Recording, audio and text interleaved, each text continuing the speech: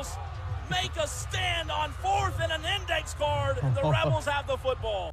It is time. Spartanburg County, Cherokee County, Union County as well. The Spartanburg County High School Football Kickoff Show is here. Welcome in to Wire to Wire. He's Diesel. I'm Cole Bryson. Another loaded show coming your way today right here on the Fan Upstate. Yesterday, we spotlighted all of the teams in Greenville County, and we'll do the same thing today with Spartanburg County and surrounding areas, coach after coach after coach after coach. Diesel and I have already pre-recorded a few of them that were tied up this afternoon.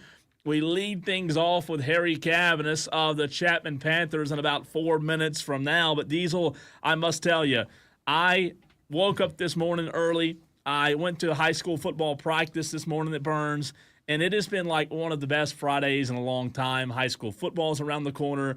Everything today. It's just been one of those really good days. You know, like everything's perfect. Everything's going great. I had a job going down in the lower part of the state that wrapped up. Everything was going great, like fantastic. You and I get to talk football for 4 hours. I'm ready to have a great weekend, right? And then we see some news about 30 minutes ago that Micah Parsons has formally made a statement that he wants to be traded away from the Dallas Cowboys. And that great Friday, Diesel, has hit the fan.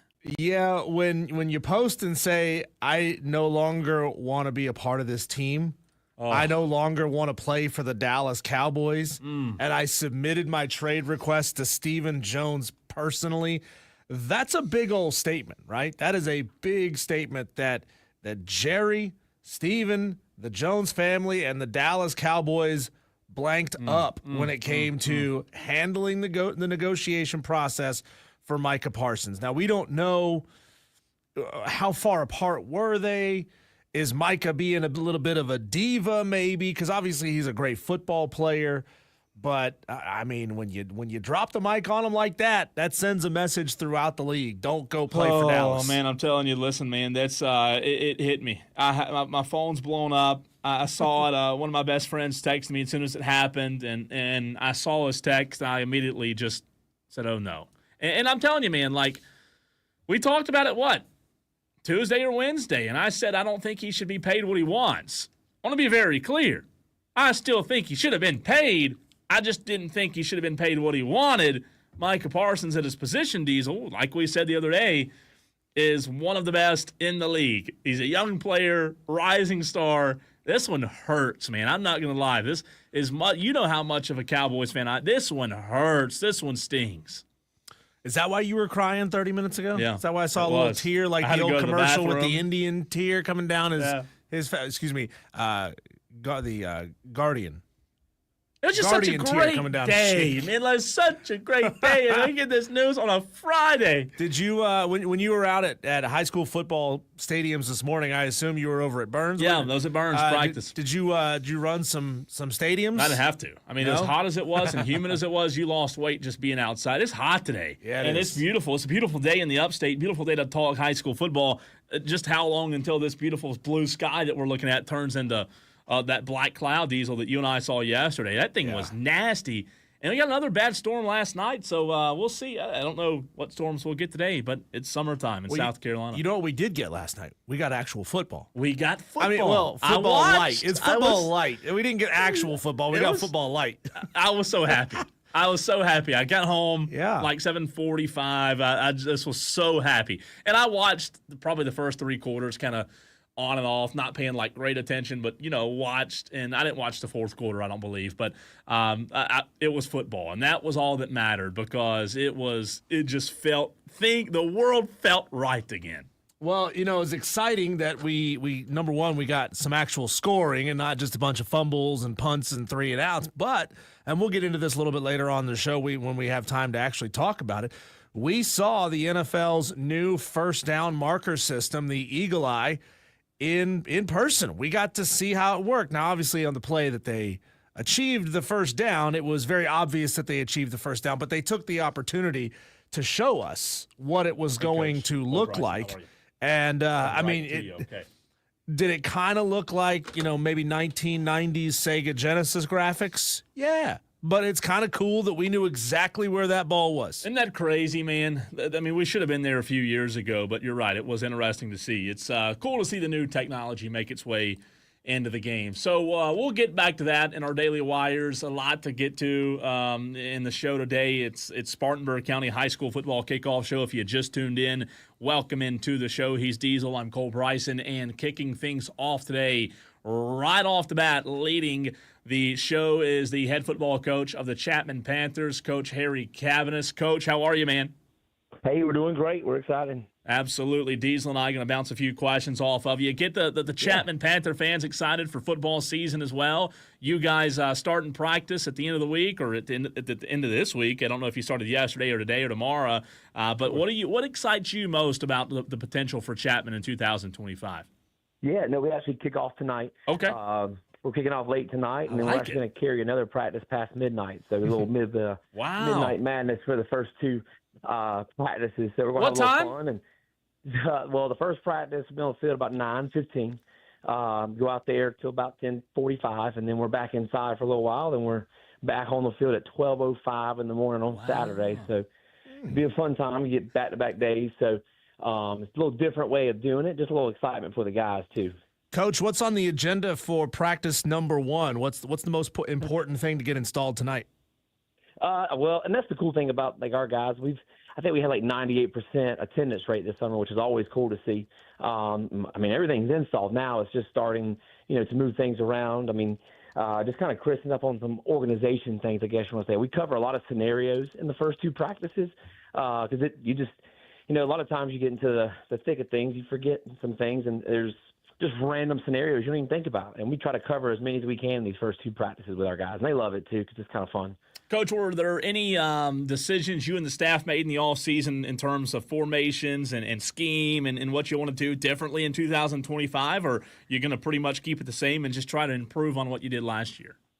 I think it's constantly moving with what our personnel is, and I think sometimes a lot of people lose sight of that.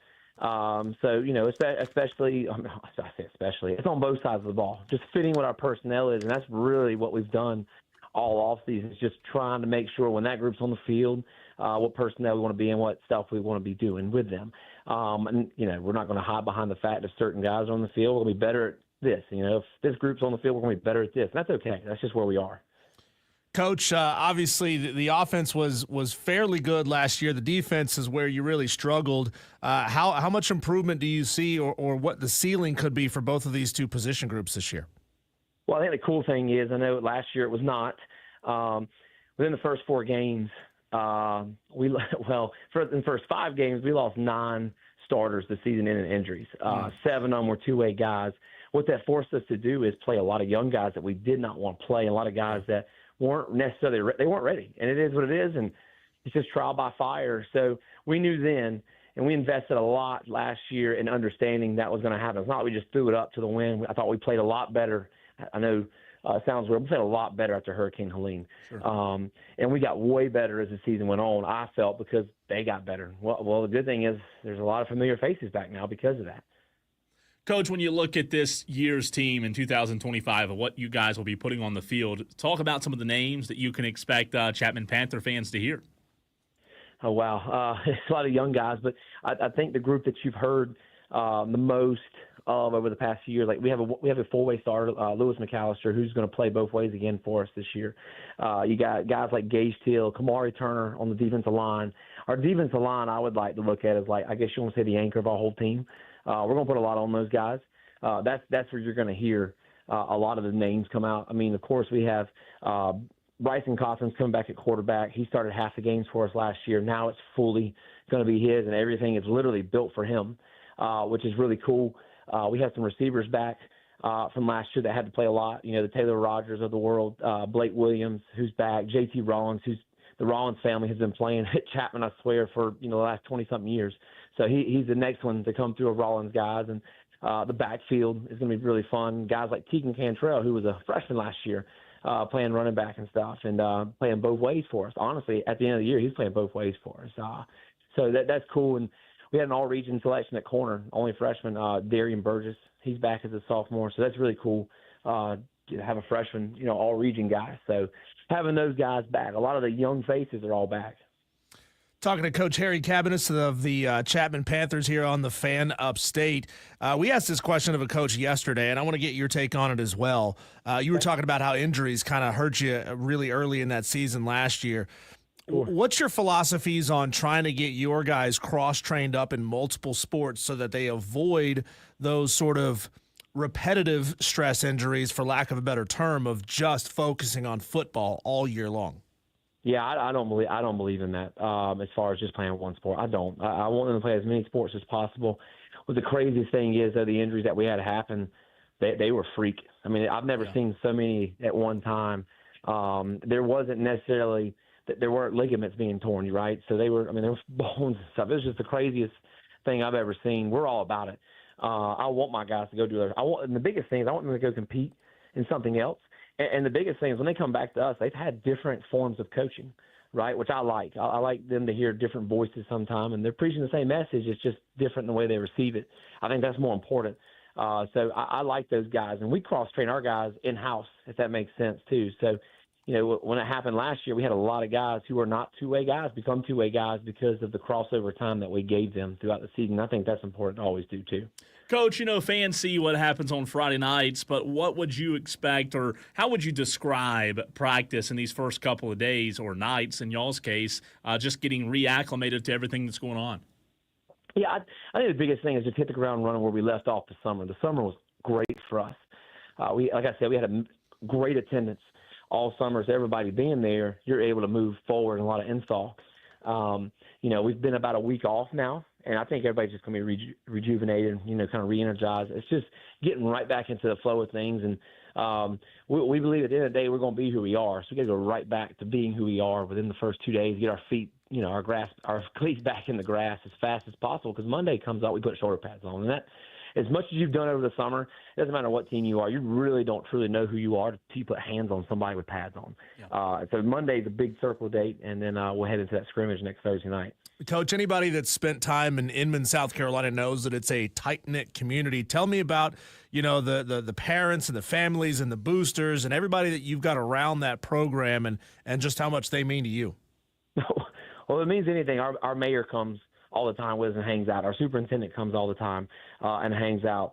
Our touchdown club, which we kind of look a little bit different than most, touchdown club, they have all these board members. We don't do that. If you're a parent, you're in the touchdown club. And just totally everyone wraps their arms around the program. And because at the end of the day, we truly believe in down the road success for our guys. It's not the 4 years that they're here or 6 in some of their cases because they've been with us so long. It's the 40 after us. We just want to have some kind of, image in their mind of what they learned at Chapman down the road, hopefully set them up for those things. That's the most important thing. And we are blessed with people in the community just constantly reaching out. What can we do? How can we help?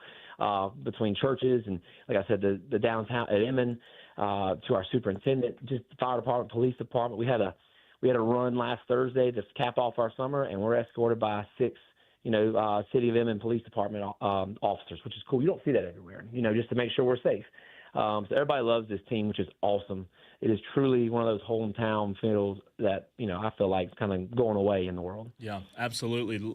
Fewer and fewer of them for sure. We're joined by Harry Cabanis, the head football coach of the Chapman Panthers. Coach, you have the non-region slate coming up, and then you have the region slate. Do you as a coach, you've been at a few stops now, do you game plan differently or do you prepare differently? Is there anything different in terms of what you, your staff, and team do for the non-region contest compared to the region contest, or is it the same every single week?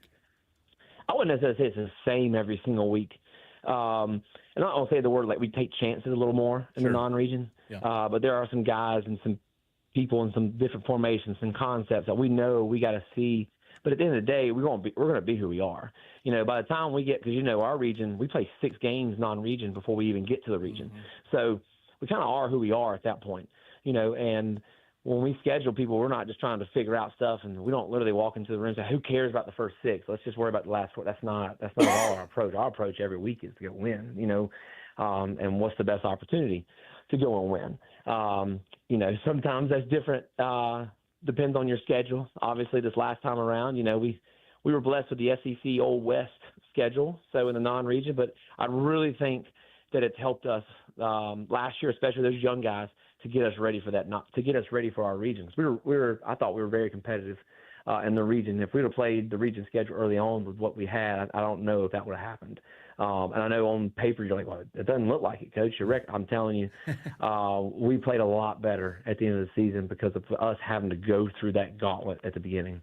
My last question here for you, Coach, is, a lot of coaches talk about seeking player-led teams. So who's that sheriff in your locker room that keeps everybody in line? And this is really cool this year, and this is why this team's a lot different than most. In the past, I've had 4 or 5 guys, like those are the dudes.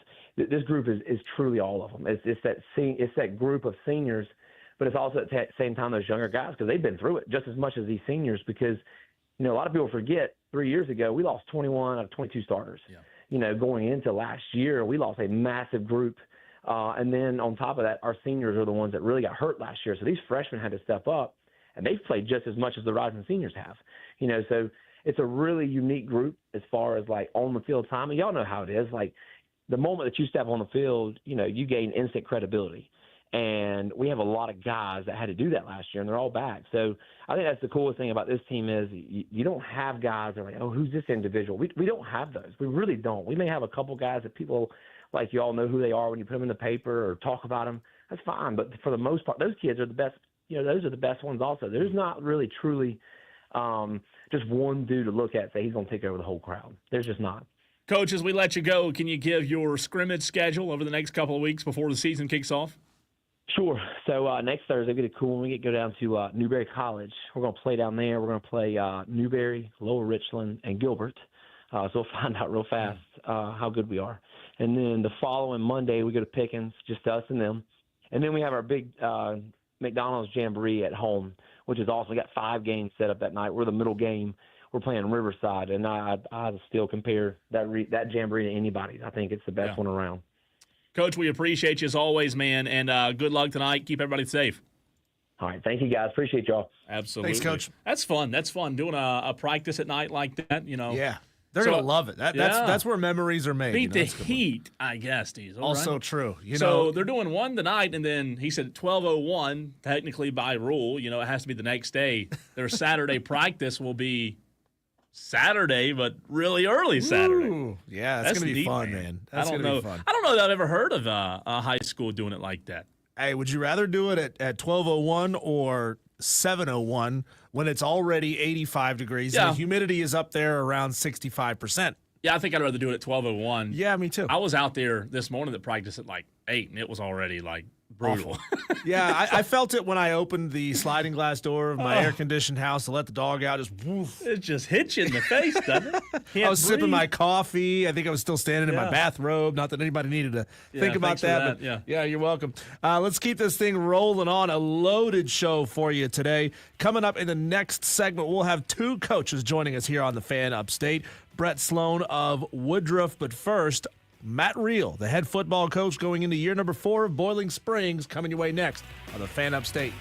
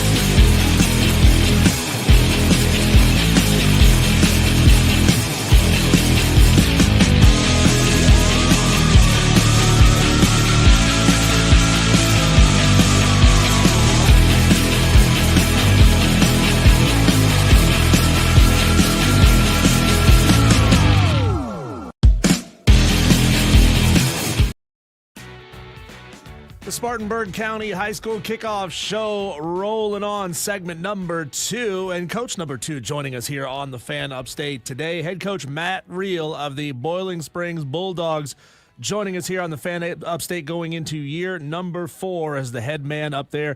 Coach, I think maybe the one word I can use to describe your region, Region 2-5A, is crucible. It is brutal to go through that schedule and to come out of it the way that you did last year. Certainly an impressive feat. What did you learn about your team last year, towards the end of the year, that you didn't quite know or weren't quite sure about going into week number 1? I think it was just a lot of trying to think of the right word, but just kind of re-emphasizing all the things we thought we could be. You know, we thought we had a tough group. We thought we had a disciplined group. We thought we had a seasoned group, guys that had put it on the line for us for 3 years, you know, in the weight room, at practice, out of season, in season. Like we felt like we had that group in place. And I think, you know, as the year played on and even through, you know, some of the craziness with the hurricane and all that kind of stuff, you know, we just kind of saw, you know, the kids that were the nuts and bolts that we knew we were going to have to trust in and believe in. That's who they were. And they lived it out, man. We had a great group of kids, and obviously a lot of them are gone. But really just, I think they just proved to us, you know, what we felt like we had before the season started. And just a testament to those guys and our coaching staff for making it all go down. Coach, it's Cole here. Appreciate you hopping on with us as always. Something interesting you said there. You lost a lot. We all know how good last year's team was and how many of those seniors you lost heading into this season. How do you, as the head football coach at Boiling Springs, change the program and take the program from relying on special players to come in every few years, kind of like has happened at Boiling Springs in the past few decades, to consistently being a contender year in and year out? Well, I think the biggest thing, I was, you know, kind of been talking about this the last couple of weeks with different, you know, reporters and media guys, and then also just our guys on staff is, you know, every year you have a football team.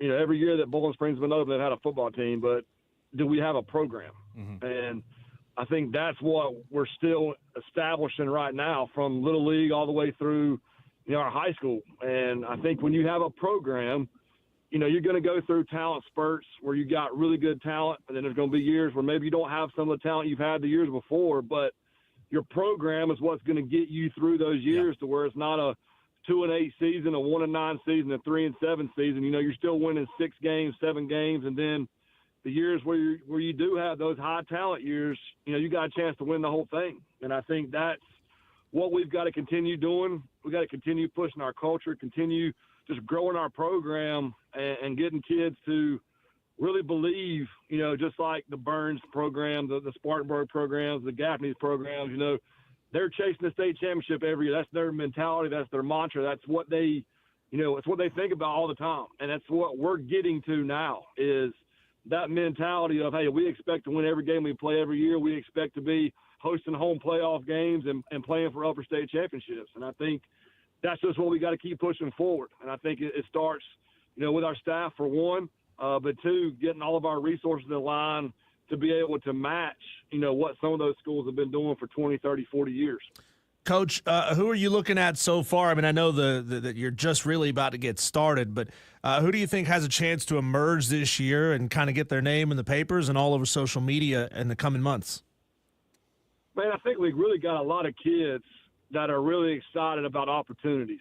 You know, whether it's a junior that's now a senior who played behind a guy that was there for 3 or 4 years and now has an opportunity, whether it's our JV team that had a really good year last year, that a lot of those sophomores are now juniors stepping into roles that, you know, have been graduated out and are open now, whether it's a kid transferring in from another school, you know, that's trying to get themselves in a better situation to play at the next level. I mean, we've got a ton of areas right now because of, you know, the guys that did leave. We've got a ton of open areas where, you know, there's room for guys to step in and really create a name for themselves. And I mean, it could go from our quarterback position, you know, all the way down to our O-line. I mean, I felt like last year we maybe had 2 or 3 spots where I could be like, hey, look, this is a really big, crucial area that, you know, this guy could come into and and make a huge difference for us. But we've just got so much open, from we've graduated. It's really a new team in a lot of ways, in a lot of different positions, surrounded by 3 or 4 mainstays, on both sides of the ball that we feel really good about, that are going to come back and lead for us, like we need them to. I feel like there's some guys, I'll talk about some of I call them our old heads, the guys that have been with us for, this 4-year stretch. But offensively, I think Grayson Crow is a slot receiver for us. Had a good year last year. Feel like he's really grown. He's progressed. Super high football IQ. Just kind of makes our offense go. He's a guy that we move a lot. He motions a lot. He creates different formations for us a lot. So just a tough kid. Really excited, for his year. Anytime you have guys that just do things right 24/7 and are good kids and work hard, and you want those kids, you want everybody to be successful, obviously, but there's always a special place whenever you got kids that just do everything right all the time. And, he's one of those kids. TJ Collins, another just blue-collar kid, had a really good year for us at linebacker last year. Gotten a couple offers this offseason, and, I feel like he's kind of one that's going to kind of bounce off the charts a lot for some of these guys when they see him physically and what he can do. Obviously, we got Jeremiah Favorites back, already committed to Michigan State. We got a D lineman, Dennis Glenn Jr. He's got about, I think, 12 or 15 offers right now that we really think, he's going to have a standout year.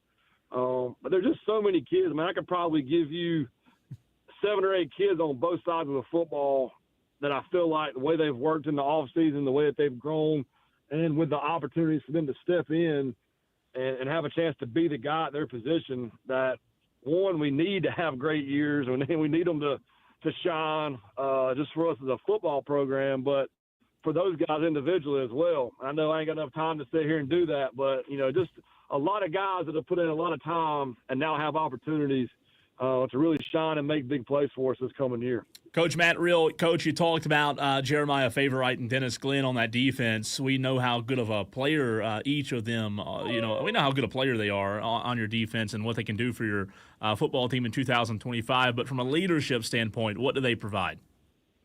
Well, I think that one of the biggest things is they've been there and done it. Sorry, my son is chiming in right now, too. It's all good, making his radio appearance. Yeah, he's probably like all the listeners, like, get this guy out of here. I'm tired of listening to him talk.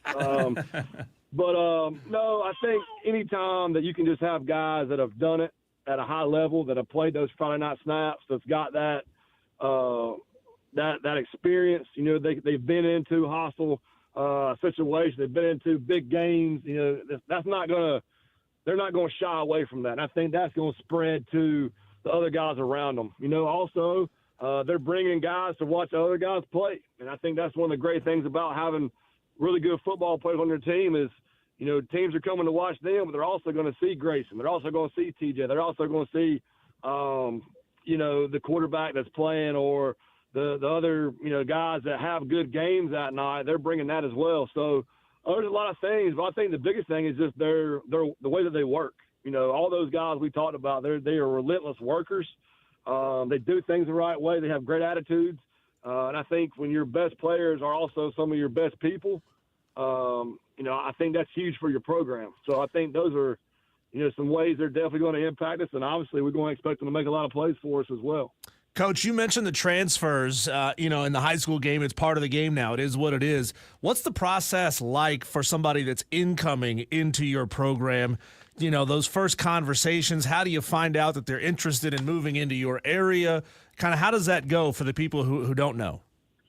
Well, I mean, obviously, there's no recruiting. So those parents, contact the school, whether it's the, athletic director, the admin, or whatever it may be, decide, hey, look, we're coming, to your school. And then it kind of goes from there. Like, we don't, have conversations with those kids until that's the case. And then once they, have an interest in, really being an athlete, not an athlete, but a student in the school, that's the most important thing. And then obviously if they're football guys, my thing is there's no promises to anybody, like I don't care who ends up coming to Bowling Springs or whatever it may be. And it's the same with, the kids that are in Bowling Springs. Like, there's no promises for playing time. There's no promises of scholarships. There's none of that. I can't control that. What we can control is kids that earn opportunities.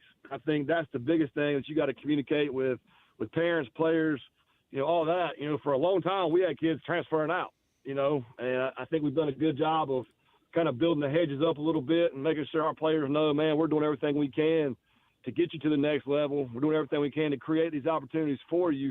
At the end of the day, it's up to the players to make plays and get the attention of these guys. So I think the biggest thing is just, showing what our program is, how we care about our guys from the top down, how we handle their academics, how we handle the recruiting process, what our offense is, what our defense is, what our team expectations are, what our discipline procedures are. If you do this, this is the response from me you're going to get. This is how it's going to go down. It's not going to be, well, you're one of our better players, so you can kind of do what you want to and move on. We've got punishments for everybody, consequences for everybody, but also rewards for the guys that are doing things right. So, I think the biggest thing is just being honest with people up front, and then letting the kids earn their reps, earn whatever they get. And I think that's the way it has to be. I learned a long time ago, you start promising people things and you don't deliver on them, it creates a bad situation for everybody. So,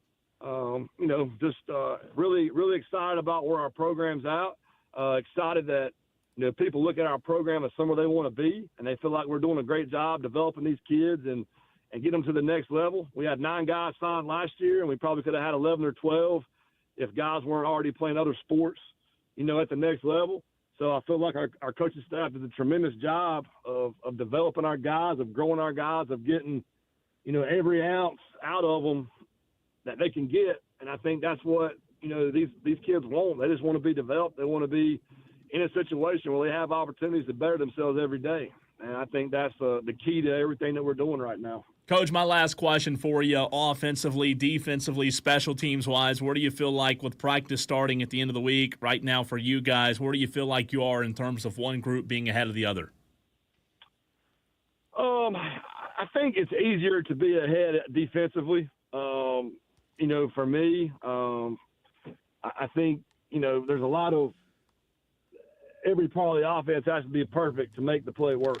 Unless you just got a guy who's just way better than everybody on the field, that's the way it kind of works. So, I feel like we're in a great place, everywhere. We got a little bit of injury right now, nothing, season ending or anything like that right now in our O-line. We're trying to just, keep things together right now until we get just some few, aches and pains gone so we can get our full group out there. But, people, I don't think people realize what high school football really is now. I mean, it's not what it used to be even when I was playing. Yeah. I don't feel like it's been that long ago, but 2002, I graduated high school, and during season was during season, but then after that, you really didn't do football stuff until summer rolled around. And I'm telling these people, the parents now in our program, the kids that are coming up, there's 4 weeks out of the year that we're not with our kids. That's it. So, mandatory week off July 4th, Christmas break, spring break, that's pretty much it. We have football class both semesters. We have open season, we have summer. It's a nonstop process with our guys. And, me saying that, I don't think you really have an excuse unless you're a brand new guy coming in late or you're changing coordinators really late in the game, to where if you have all those things in place, you don't really have any excuses not to be ready, So feel really good about our scheme on both sides of the football. Feel good about our players. We just got to get a couple guys cleaned up a little bit as far as just some kind of nagging things that's going on. Like I said, nothing major, nothing that's going to keep guys out long term, but just got to get some guys where they're at full steam again, full health, and then we'll kind of be able to get back to what we really think is going to look like, for this 2025 season for the Bulldogs. Coach, as always, we appreciate your time. Best of luck this season, and we'll talk to you again real soon. Always a pleasure, man. And like I always say, man, go Dogs. Matt Real, head football coach of the Bowling Springs Bulldogs, joining us, and appreciate him doing so. Diesel, really good conversation there. I tell you what, it's tough because people don't realize that Bowling Springs, like the job that he has, this is my opinion. I do think it's a little bit tougher than most because they've never had tradition or culture or anything at Bowling Springs. I can say that because I went there, and they've had a few good years, like you said, here and there. And Matt Reel's the first coach that really, in my mind, changing it to a program. And he talked about that in that one answer, not just having a couple of good seasons here and there, but turning it into a program. That's hard to do. They've had some good coaches along the way, but, it's just they don't have that, to this point, they don't have that same tradition that the Gaffneys and the Burns and the Spartanburgs of the world do have. So really good stuff what he's building there. Yeah, it's funny. He answered a question before I got the chance to ask it. I was going to ask him, being in that region, being in the SEC West as they are in Region 2 5A, you got some programs around you, capital P programs around you. And I was going to ask him what he learned or what he's learned now in his 3 seasons so far, going into his 4th year there. Yeah. Just by observing from a distance, and I know these coaches, they chat with each other from time to time. Don't know what they might have picked up from one another, and what he's learned from watching those great programs that have been good for a real long time. And is trying to implement those things at Boiling Springs. Speaking of Region 2 5A, Diesel, the SEC, as you mentioned, let's jump into that region. A quick preview of that region to finalize hour number 1 of the show, and then a loaded hour number 2 and 3 and 4 coming at you. Spartanburg County High School Football Kickoff Show rolls on right here on the Fan Upstate.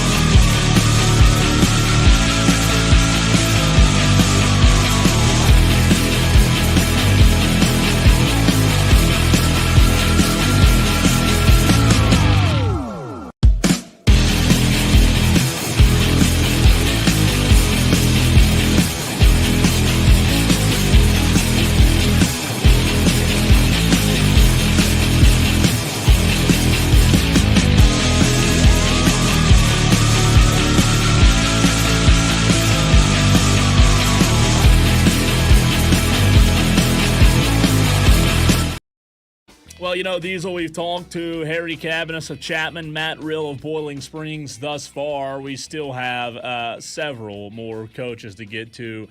Lynn Fleming, head football coach of the Broome Centurions, joining us at 4:05 right here on the Fan Upstate. Brett Chappell, head football coach of the Chesney Eagles, at 4:20. And Reggie Shaw, the head football coach of the Burns Rebels, at 4:32-ish. These are all ishes. And then one more. How about let's make it 4 in the 4 o'clock hour. Gray Ramsey, the head football coach of Mountain View Prep, at 4:42. So much to get to in hour number 4. Mike Reed of Landrum at 5:05. Jake Morris of Dorman at 5:22. Donnie Littlejohn of Gaffney at 5:32. And then we go to the 6 o'clock hour, Diesel. We're not done yet. Mark Hodge, head football coach of the Vikings of Spartanburg, at 6:05. Josh Batchelor of Blacksburg at 6:22. Quentin Isom of Union County at 6:30. And then we can say we've completed the day's task. Yeah, Spartanburg County, man, is loaded with really, really good football teams, football coaches, football programs.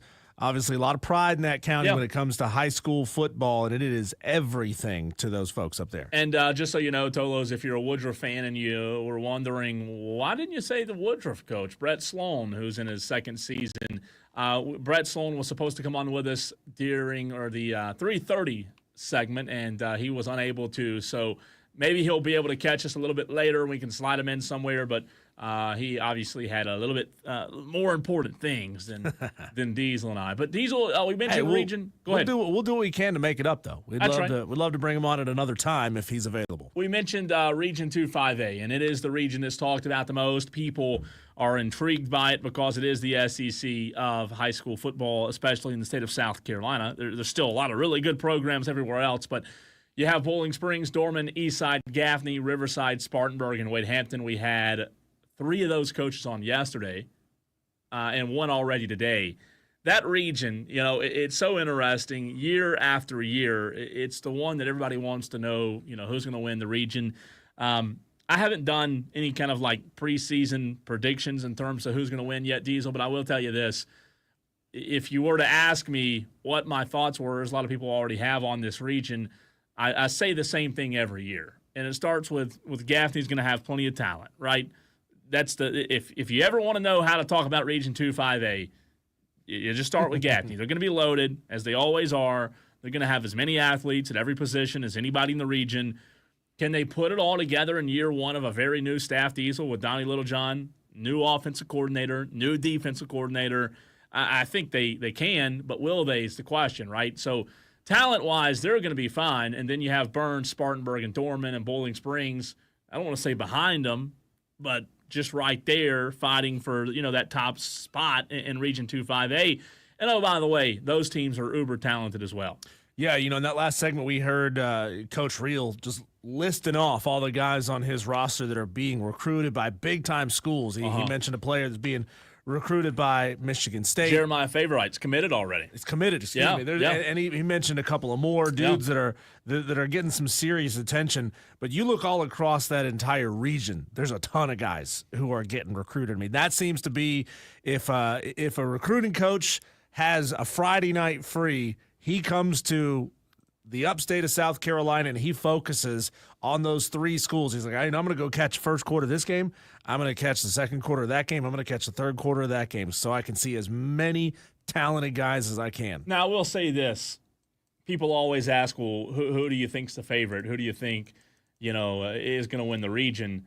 One thing that I always say, regardless of level of competition, Diesel, is if you return a quarterback, you automatically, in my mind, as long as he's a good quarterback, obviously, have a hand up, right?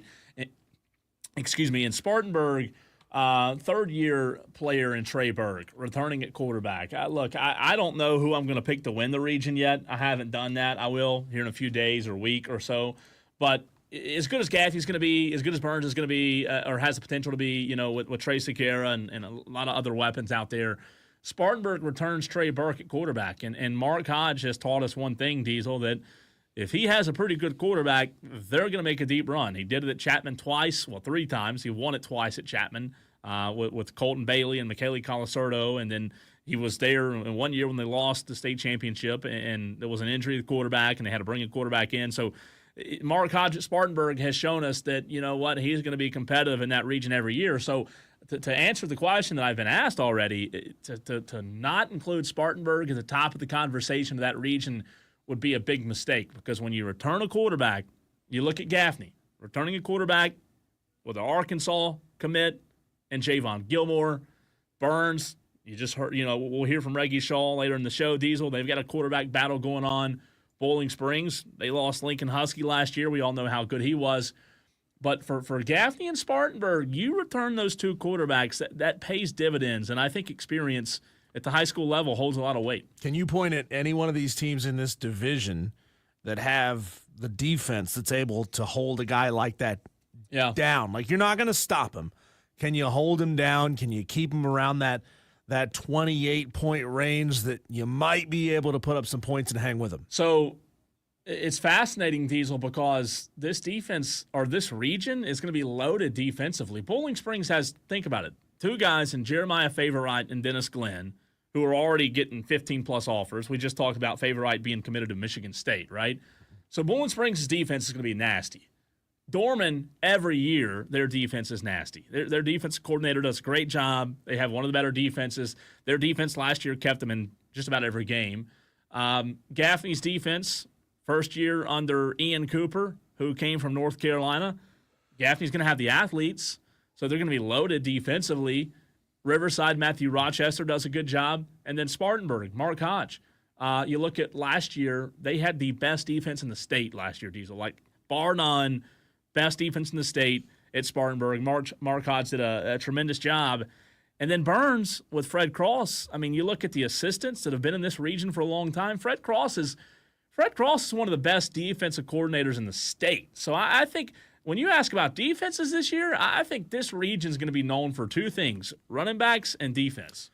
So walk me back through the history of this region, if you will, and at what point did basically every high school in this region, in this division, decide, you know what, we're going to pour everything we've got into being really good at football? Yeah. Because, look, I know that with the transfer portal, call it that, in high school now, players can move here and there.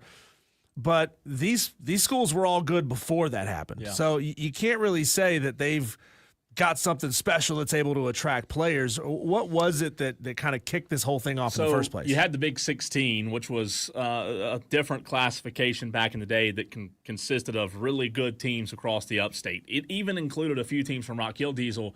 But I'll tell you this, to answer your question, Matt Reel said it. I think it was Matt Reel or Harry Cavanis, one of the two, said it earlier in the show, that we don't have as many teams, Diesel, in the state anymore that have that, like, small town community. It's all about football. Shut down the town on Friday nights. Look at this region. You've got Spartanburg, Doc Davis, what he did at Spartanburg and winning state championships, and then Chris Miller and now Mark Hodge, and I know I missed a few in between. You got that small town feel. You talk about Gaffney, one of the few teams in the state, one of the few programs that has that small town. All they care about is Gaffney football. Burns, the same way in Duncan. That's all they care about. Dorman, with what Dave Gutshaw built, right? And them playing for a state championship so many years. And their ability, Diesel, to continue that tradition to this day, even though they had a few rough years recently, this region just has more tradition than anybody. And by the way, what makes tradition possible? Really, really good coaches. So to answer your question, they've had the best coaches in the state, outside of the John McKissicks and the Tom Knotts of the world. If you look at the last 50 years, you look at this region, the coaches that have come through this region, it's been top-notch. And to answer your question, that's why. That's why this region's been so good for so long. When we come back, let's get back to the conversation with coaches, and we'll bring on Len Fleming, the head football coach in his 9th season at Broome High School, the Centurions. Len, going to join us next right here on the Fan Upstate on our Spartanburg High School football kickoff.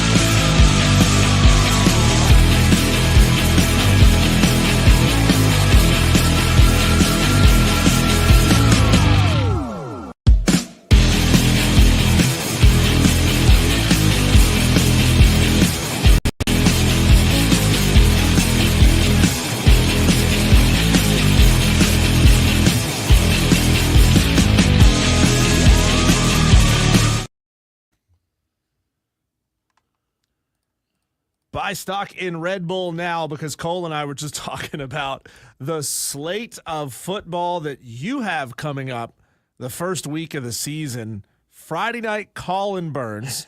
Saturday morning, up to do the scramble.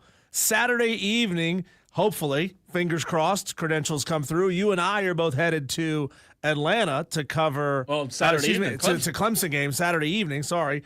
And then Sunday, you and I are headed to Atlanta to cover Virginia Tech against South Carolina. That'll be fun. That'll be a long weekend, right? Well, just be careful of, I know you tend to drink Red Bulls, but Celsius is where it's at right now. Did you hear about the I heard they got a problem with mix Celsius? with high noons or something? Yeah, high noons. There's a handful of high noons that are crazy. disguised as Celsius drinks. I've had them before, man. They're delicious. People are running to the shelves for Celsius right now, hoping they can get a deal, right? There's something to it. There's something in it. It works. I did want to read this text. We were having the conversation in the last segment about Region 2-5A, and we're going to get to Lynn Fleming here in about 4 minutes of Broome.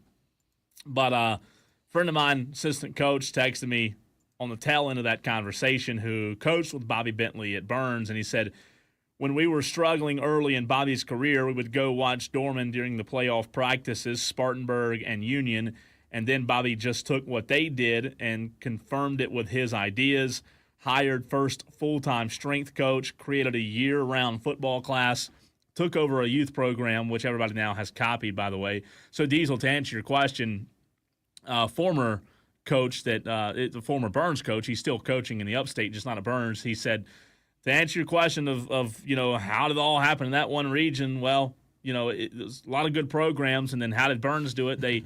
Burns hired the first full-time strength coach. So think about that. There was no full-time strength coach. Bobby Bentley did that. He created a year-round football class, which most schools still have now, right? So fourth block or whatever is football, so you're working out. I wish I could have signed up for that class when I was in high school. And then you took over the youth program, right, making the youth program a vital part of the upbringing. So it takes a lot, I guess, going back to your question, because your question could be, you could spend a couple hours on it in terms of what made that region so special and what still does, man. So, I know high school football tends to have quite a bit of turnover when it comes to head coaches. How do you adjust, pivot, move those youth programs around? And maybe I'm wrong here, so tell me if I am, and maybe I'm oversimplifying things. But if you say we want to be a Power I kind of program here at XYZ High School, and so we're going to make sure that all the youth leagues around us are teaching Power I principles. Stuff. Yeah.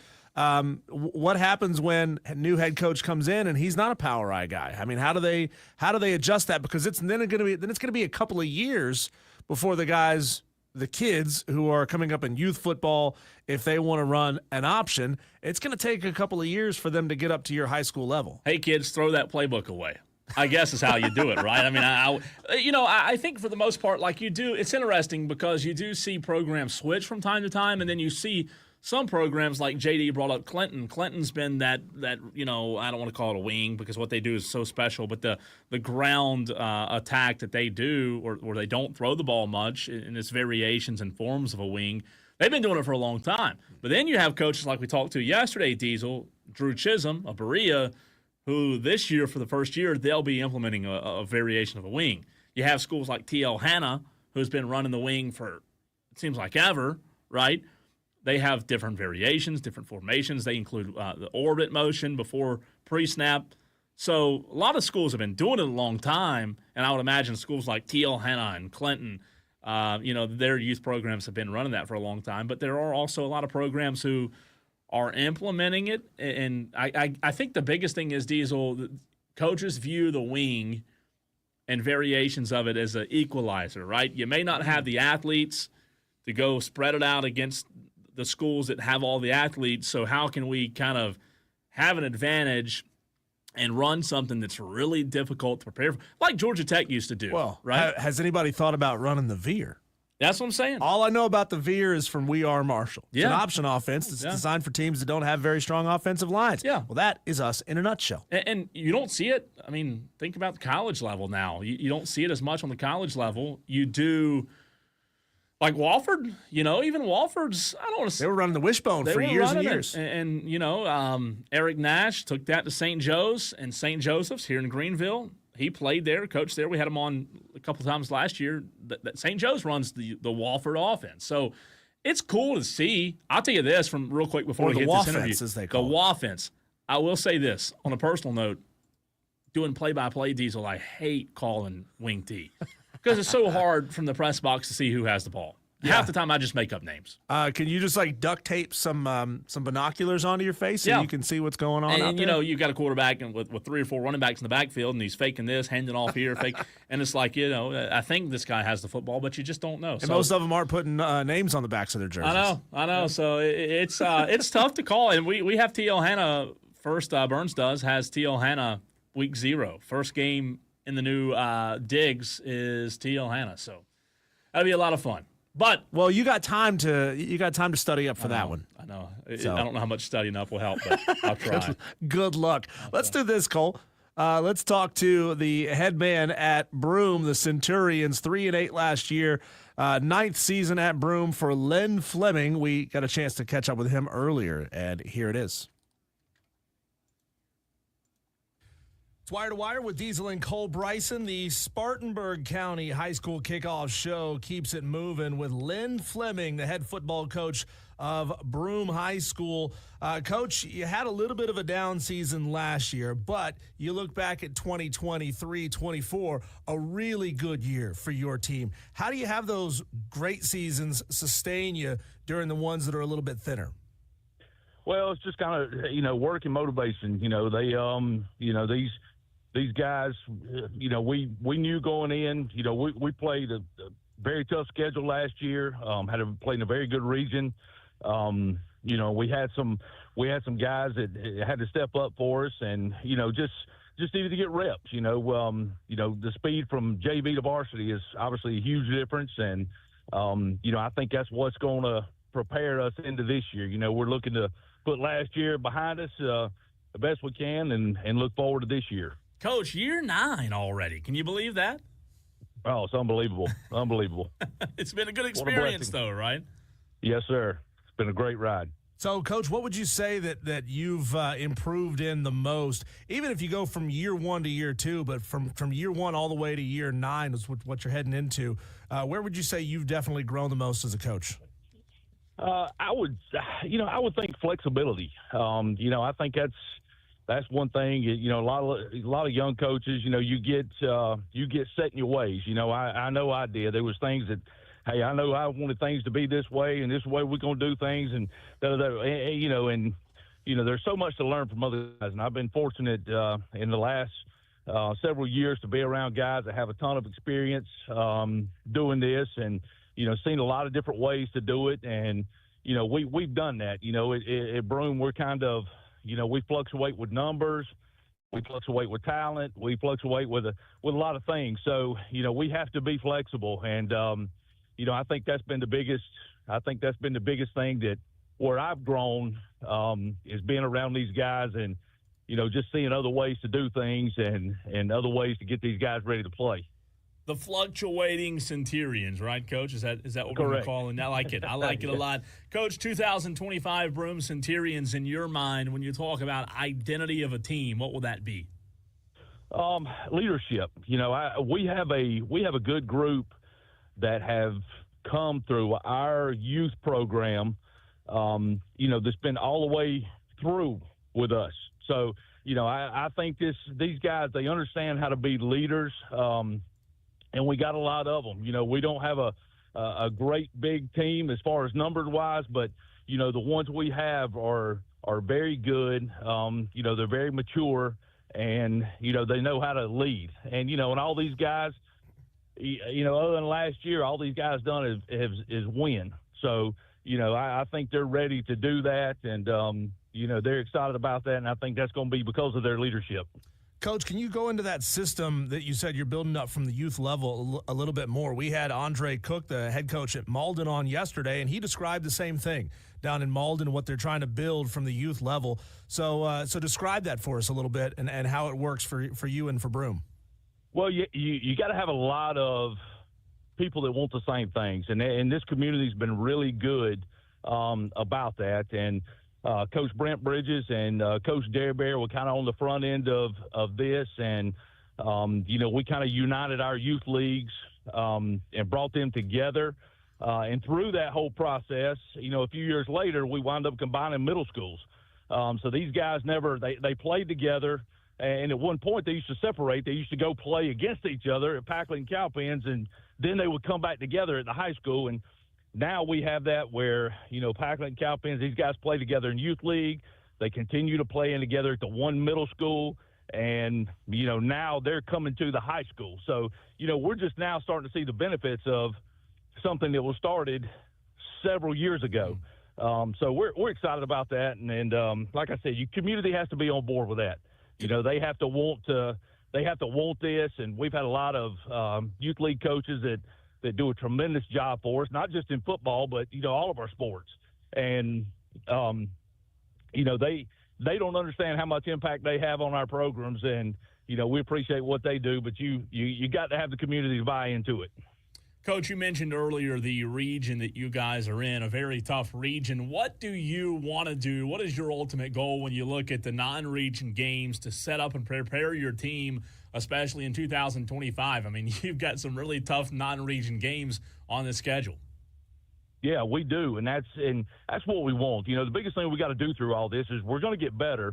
The biggest thing we have to do is make sure we stay healthy, and we have to get other guys experience. Like I said, our ones and a lot of our twos are very, very good, but we have some other guys that can factor in for us. And what we've got to do a good job of is getting those guys ready to play through our non-region games.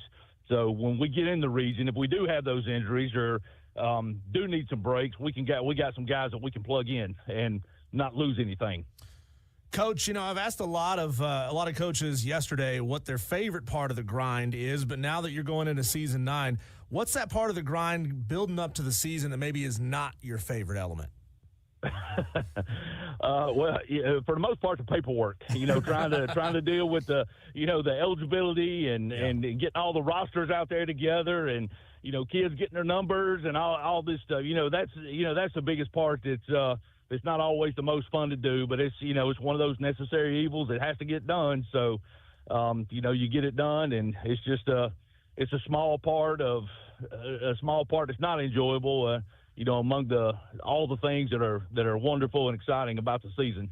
Coach, for those out there in 2025 that will be watching Broome football, what are some names? Who are some kids that you think will have a big impact on your team this season? Well, just starting on offensively, Jameson Derbear, our quarterback, he's been in our system a long time. He's going to be a senior for us this year, and, had a really good year for us last year. He's a guy you're going to hear a lot.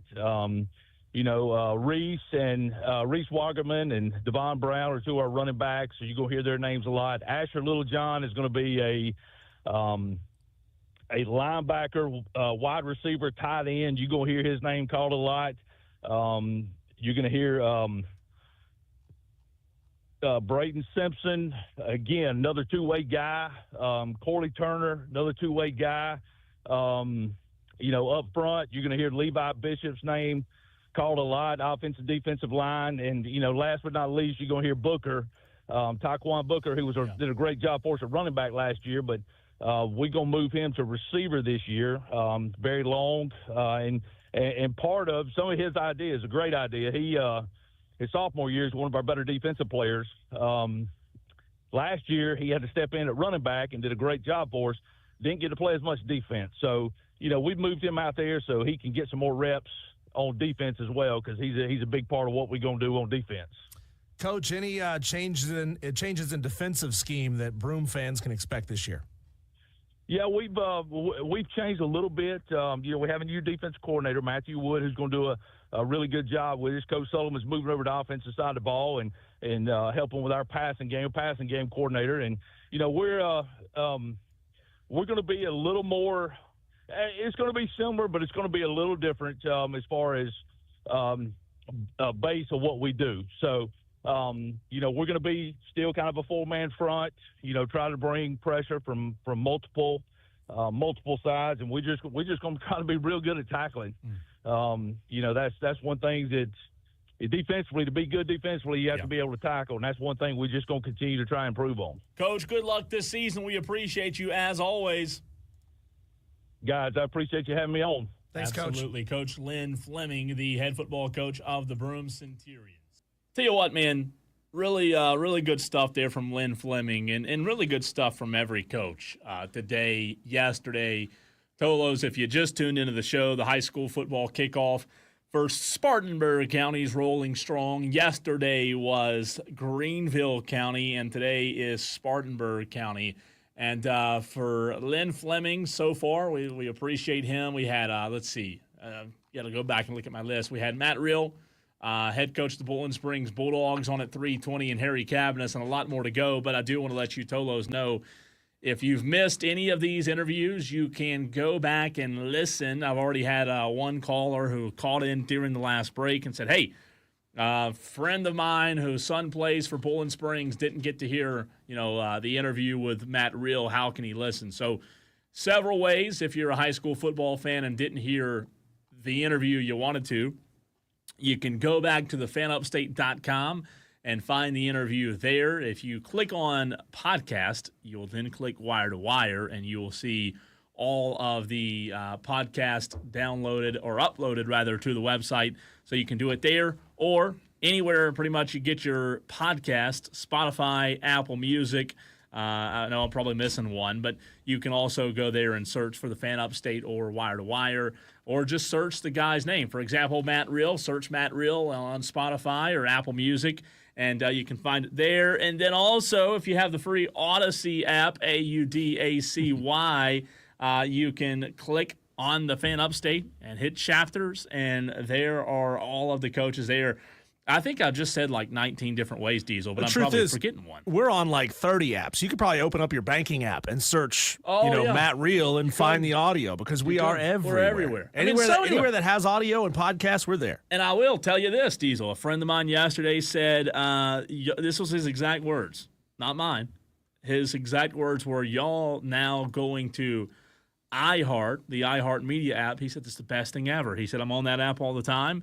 He said, you click on it, instantly you can listen to the Fan Upstate. No ad. I mean, he said, so it's just so quick. So on top of what you just said, Diesel, you can also listen now on the iHeart Media app. I've downloaded the app. You Tolos out there can do so as well. So app-wise, you can find us on iHeart Media, Odyssey, TuneIn, fanupstate.com. You can tell Alexa to play Fan Upstate, play the Fan Upstate.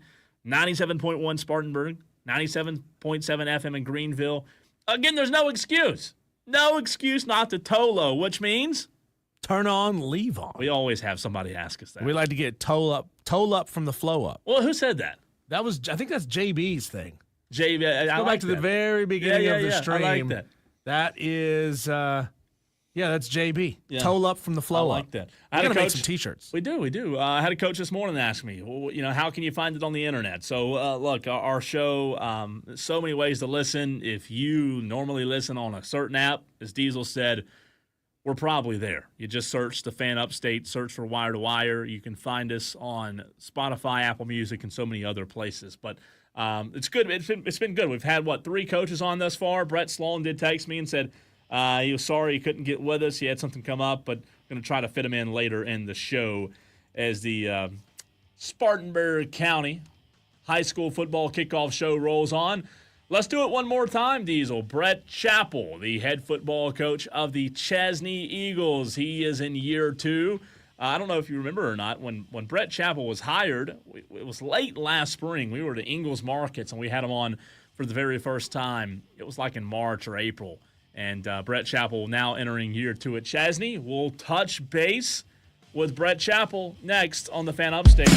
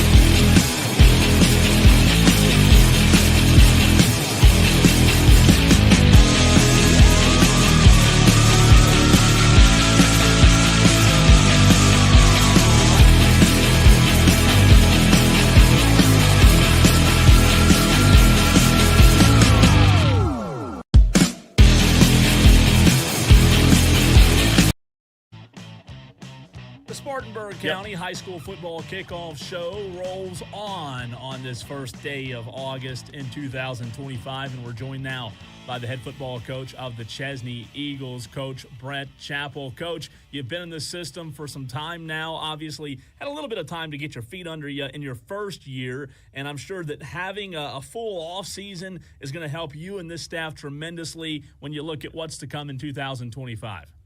I think you just go back to yesterday. The first day of practice, was so much different than it was this time last year. I didn't get in until really 2 weeks before spring practice last year, so it seems like we were flying through spring practice and summer, and kind of had to start back over on day one last August, and then yesterday, of course, got started again in 2025, and we really didn't have to start back over. So feel like we're a little bit ahead as far as the knowledge that our kids retained. I feel like our freshman kids that came up as eighth graders, I feel like they're further along as well. So just excited, to get started. And then it's not only the kids, it's the coaches as well. The coaching staff that's here, a lot of those guys had to get used to the way that I wanted to do things and how we called things. And it's just nice to have that year under us. Hopefully when we have this conversation next year, we'll be even further along. But, glad to get started for sure. Talking to Coach Brett Chappell of the Chesney Eagles here on the Fan Upstate. Coach, your offense was consistent. That's a great word to be able to use for it last year. Good enough for 3-4 scores in just about every single game. The defense, though, was a little bit suspect from time to time. How much of that offense do you bring back this year as far as production? Bring a lot of the production back. Excited about our skill set that we've got coming back. We returned three starters out of that back end, and up front we returned 3 starters on the front. So, feel good about what we've got coming back. Had some good young JV kids that are coming along that are juniors now. Just feel like we've got a chance to maybe be a little bit better earlier in the season. I think one thing that we saw last year is it took us to about halfway through the season to kind of get confident in what we were doing, to finally find that rhythm. And I'm hopeful that we're able to do that earlier this year in this non-region schedule. Obviously, it doesn't change. We've still got the same teams, and every one of the teams is we're playing is bigger than us. They're either 3A or 4A. So got our hands, got it taken. It's just one of those things where we worry a little bit about the attrition a little bit. Obviously, the size of the schools we're playing, you're gonna have bigger numbers, those things. But for what we do, I'm excited about just getting our kids out there and competing. And again, hopefully we're able to maybe flip a game or two in that non-region schedule. Coach, when you talk about what kind of offense Chesney will run in 2025, how much does what you guys do during the summer with the 7-on-7 work benefit you? And also, where do you have to kind of draw the line of remembering that even though 7-on-7s might be helpful, it's not what you'll see on Friday nights? I'm going to look at it from the offensive side first, and then I'll talk to you on the defensive side. Offensively for us, it's a testing ground for us. A lot of things that we do in the summer, we're kind of testing, seeing what it looks like on air. Obviously, you don't have the brush of the lineman, so it's not going to give you a necessarily a true look, but you're just trying to see how your receivers move and your confidence your quarterback's got. Felt like we found a few things this summer that we hope to include into what we're doing offensively. I feel like we got some good players. We got Braylon Blanton, that's a 2A All-State wide receiver coming back. Evan Lauder, who got some starts for us last year as a sophomore, kind of got a year under his belt, will be a junior for us, and excited about getting that combo together. Got a returning starter back in the backfield with him at running back. Just feel like we got some pieces, maybe to do a few more things than what we did last year, maybe early. And I keep kind of harping on that. I'm hopeful that we're finding this rhythm a little bit earlier than what we did last year. Coach, defense, I'm sorry. Go ahead. Didn't mean to cut you off. Defensively for us, 7-on-7s, really good for for your secondary. Not necessarily the best for your linebackers because you're getting false reads. You got to really harp on your backers. If your coaching staff's, really doing what they need to do, they're really harping on those backers to make sure they're coming forward first, before they're jumping out of there. Because it's 7-on-7, it's all pass stuff. So you can get in some bad habits, if you're not careful. But I felt like we did some really good things with those guys as well. And big thing was getting our kids out there and moving in open space, getting them out on the field and getting them comfortable again. It's Wire to Wire with Diesel and Cole Bryson, the Spartanburg County High School Kickoff Show, joined now by Brett Chappell, head coach at Chesney. You hear college coaches, especially those who occasionally do have to face a triple option type of team. They always say that they hate playing those types of teams because they have to give a lot of extra care for something they don't see very often. Who is it that's on your schedule this year that kind of throws something exotic at you that you just don't see very often in high school football? You can kind of go right down the list of the teams we play, and you're going to have a few changes, with some head coaches that changed on our schedule. But, for the most part, the thing that I have seen, and again, this is just my second year, coming into South Carolina, just the athleticism and the open field. I think that's one thing that I have noticed is a big difference from coming from North Carolina to South Carolina. But I think we kind of give, defense is a little bit of a fit because they don't necessarily see a lot of what we do down here. Liberty is an example of one of our region teams that's kind of similar to us. They do some of the gap scheme stuff that we do, but a lot of zone scheme stuff for most of our teams that we play. Looking at it, everybody's got their piece, the piece that they kind of go to. They've been doing it a long time. Tough schedule we've got, no doubt about it. But I certainly think that non-region schedule helped us, get ready for our region schedule last year. And, we were able to have that success there on the back end and get a home playoff game and, get to the second round. Coach, the Eagles on your team that you feel like will have a big impact on Friday nights that fans can expect to hear a lot of their names will be who in your mind? Braylon Blanton, we mentioned earlier, out at wide receiver. Evan Lauder, I think you're going to hear some from as well. We got Kel Thrift in the backfield with him. Carson Gossett's another one that we got back with him. Keaton Platt on the defensive side, back in the secondary at safety. Benji Lazarin has done really well for us this summer. Kai Copeland up front on the defensive front. We just feel like we got some good pieces that are in there. How we match up with other teams, obviously it's going to be different week to week, but hopefully we can throw some things at them and have some success. Coach, obviously you brought a lot of success with you when you came down from Pisgah, 94-39 in your 11 seasons there. What was the biggest piece of culture that you brought from Pisgah High School to Chesney that you had to turn around and help them fix?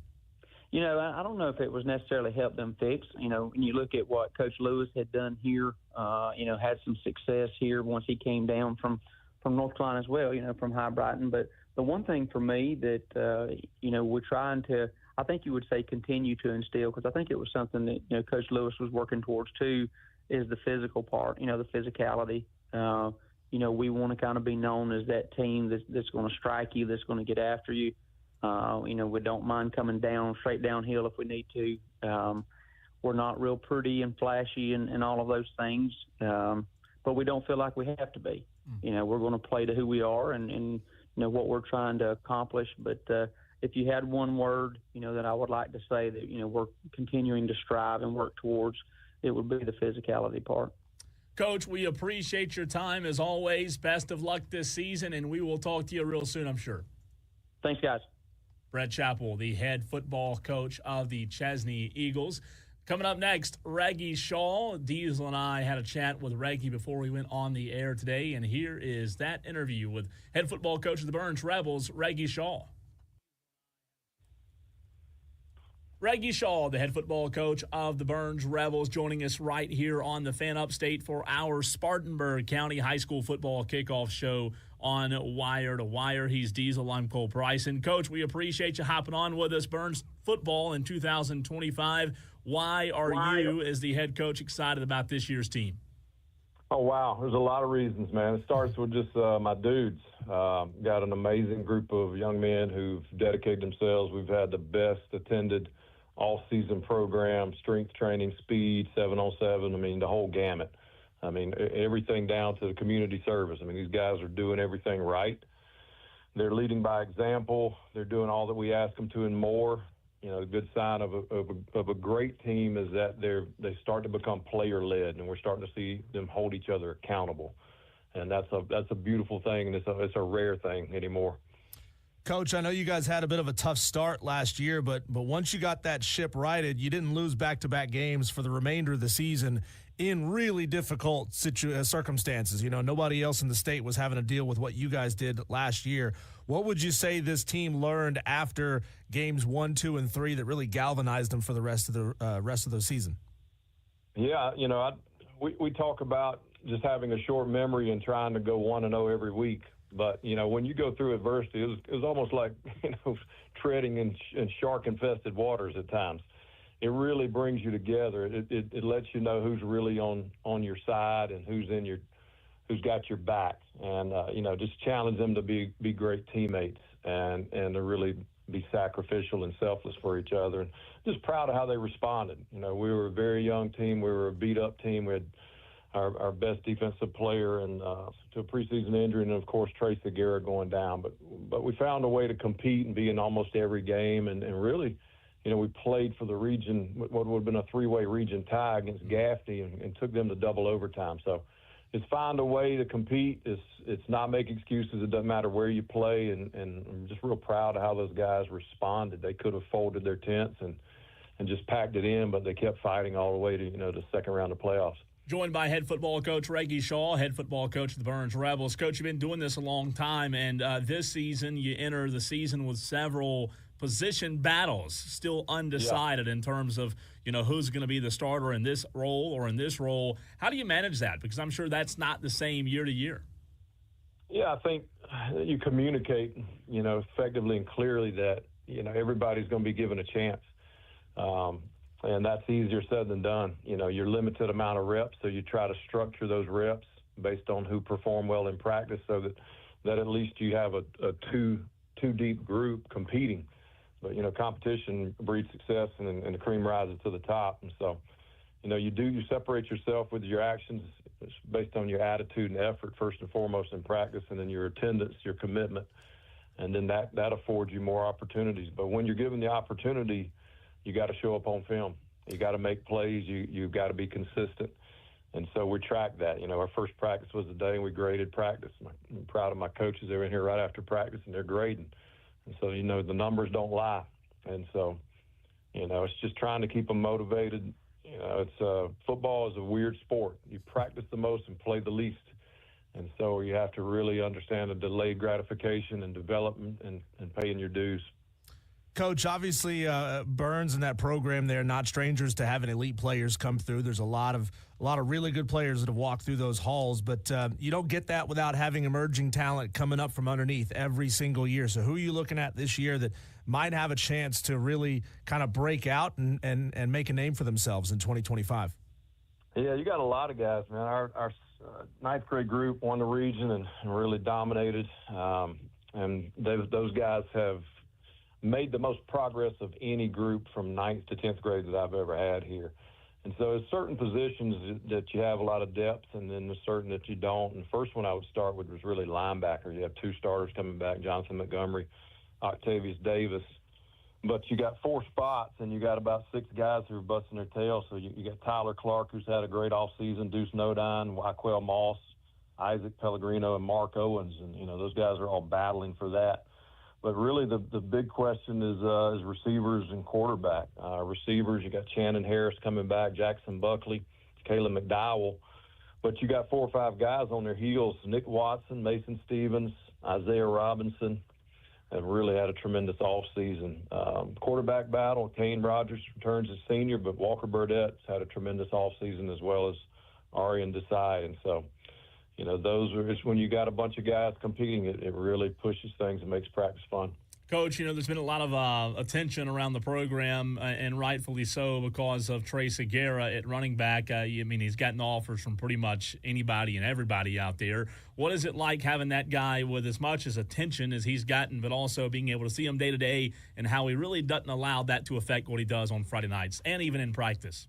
Yeah, you know, Trey's different, man. He's a special individual in that he stays humble and hungry, and he has extremely high expectations of himself. And so you don't have to really get on Trey very often because he holds himself to a high standard, and he demands that out of himself, whether it's a weight room or whatever. And, I mean, the young man's a 3-sport athlete, which is unheard of.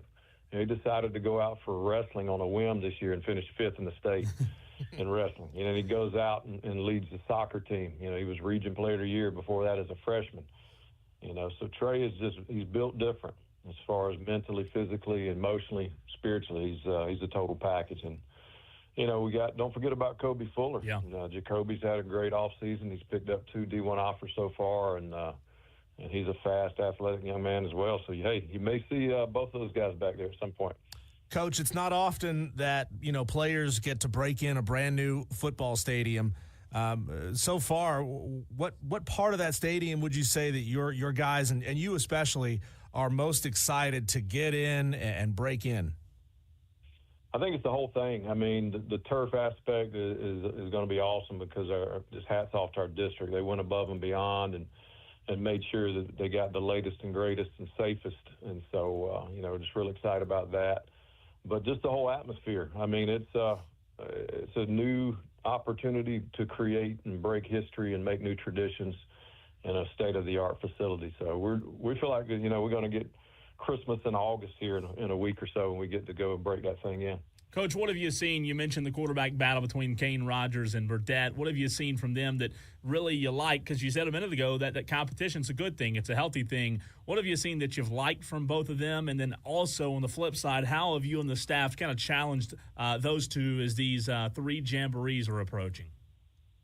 Well, no doubt. Each one brings a little different thing to the table. Kane is kind of a gamer and can improvise and extend the play, and he just finds a way. He's a tough 2-sport guy. Walker is very cerebral. He's got a great arm, and he's young, and he's got some length. And so, they both bring different facets to the game. Both of them can move a little bit. And so that's always, anytime your quarterback can be an extra runner, it puts stress on the defense. But, they're pretty even. We've tracked every rep. A lot of them, they've done some really great things, and they've both got some things to work on. So, these 3 preseason scrimmages are going to be huge for them and just what kind of numbers as far as completion. But, we're looking for, first and foremost, great decision maker. Don't give up a bunch of negative plays. Don't turn the ball over. Keep the ball moving and get us in great field position, if nothing else. But we want to score points, bottom line. We want to light up that new scoreboard. That's Reggie Shaw, the football coach at Burns High School. You're going to hear him a lot right here on these airwaves on the Fan Upstate this fall. We appreciate your time, Coach. Thanks, Coach. Appreciate you guys, man. Go Rebels. I thought he was going to say the part of the stadium that he's looking forward to breaking in the most is the end zone. I'll get in there and score a bunch of points. That's where they want to be. That's right. Nice new locker room. That's fun. The new stands. That's great. But we want to be in the end zone. And by the way, Diesel, Brett Sloan, who was supposed to join us in the 3 o'clock hour, has moved to 6:12. So we'll double up at 6 o'clock. Mark Hodge and Brett Sloan both in the 6 o'clock segment. Looking forward to that conversation. Let's keep it going in the very next segment. A coach that just went 12-1 in his first year of the school's existence. Gray Ramsey, head football coach, and now just head football coach. He's no longer the athletic director. That means trouble for everybody on their schedule because he gets to focus. Gray Ramsey of MVP going to join us in the next segment as part of our Spartanburg County High School Football Kickoff Show.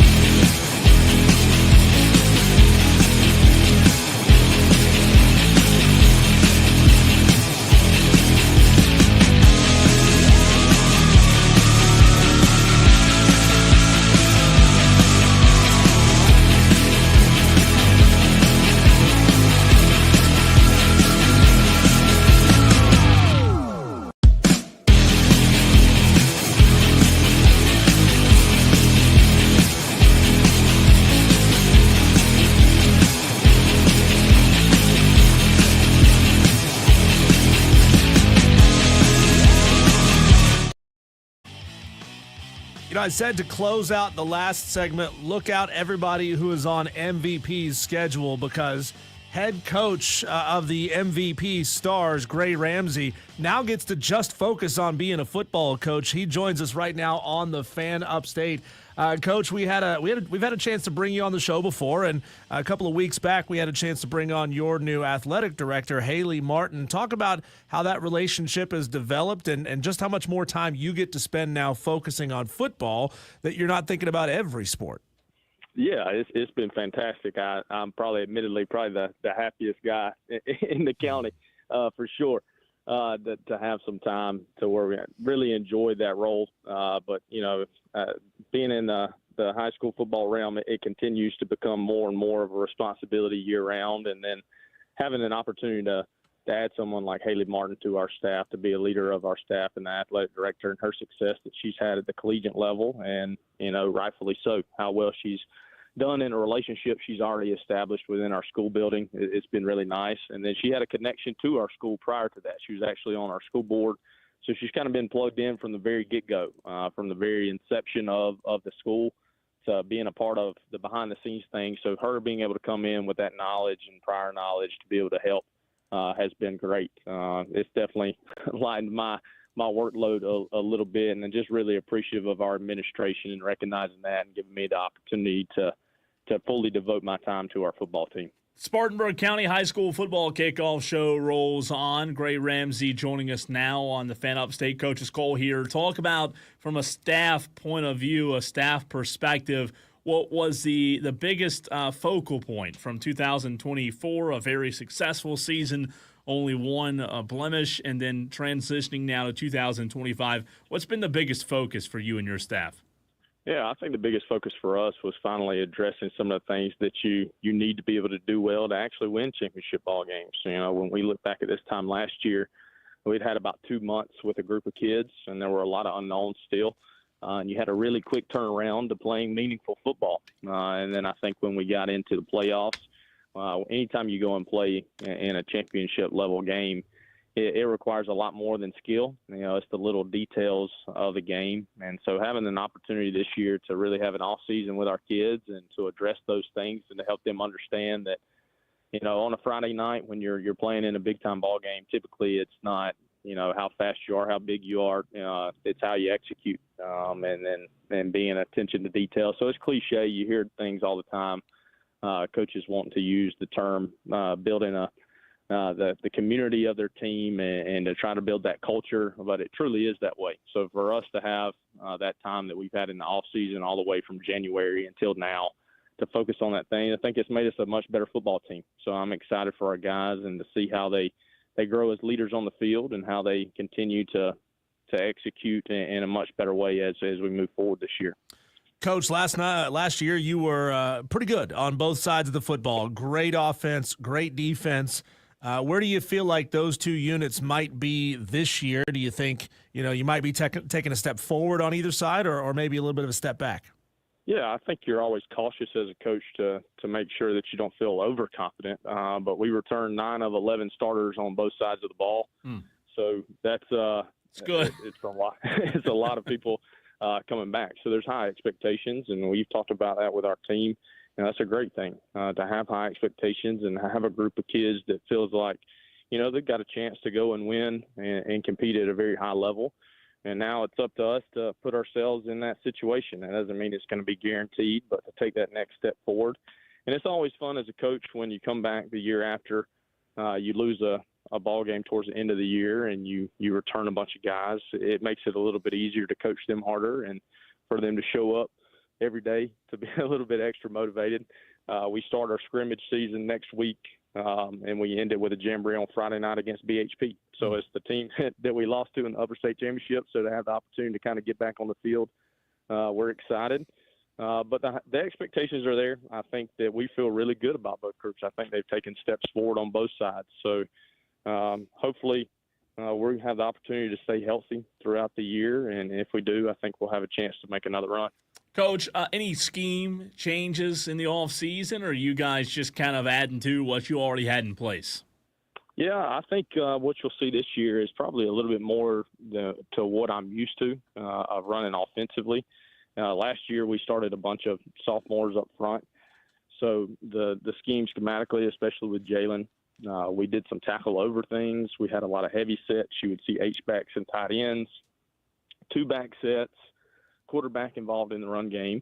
And just being, honest and transparent with you, it was to disguise some of the weaknesses that we had up front with a lot of young guys. This year, that group returns, and they're juniors. And the step forward that you take as a sophomore to a junior, they're bigger, they're faster, stronger. They played 13 games. So you get an opportunity to get them back. It allows us to kind of spread the ball out. Every offense that I've been, fortunate to be a part of as an assistant and then going through in my coaching career, we've been really explosive. We push the ball down the field, but we've been primarily in a 10 personnel. We've really tried to spread people out.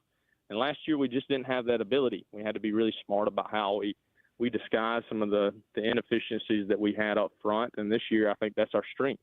So we'll get back into some formations that allow our athletes to create a little bit more space.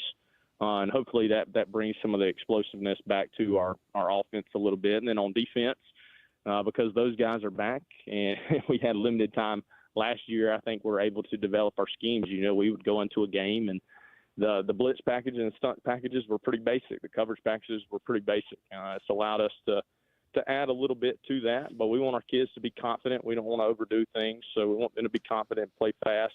But I think you'll see some things that just are a natural progression of always understanding what your strengths are and what your roster looks like every year at the high school level.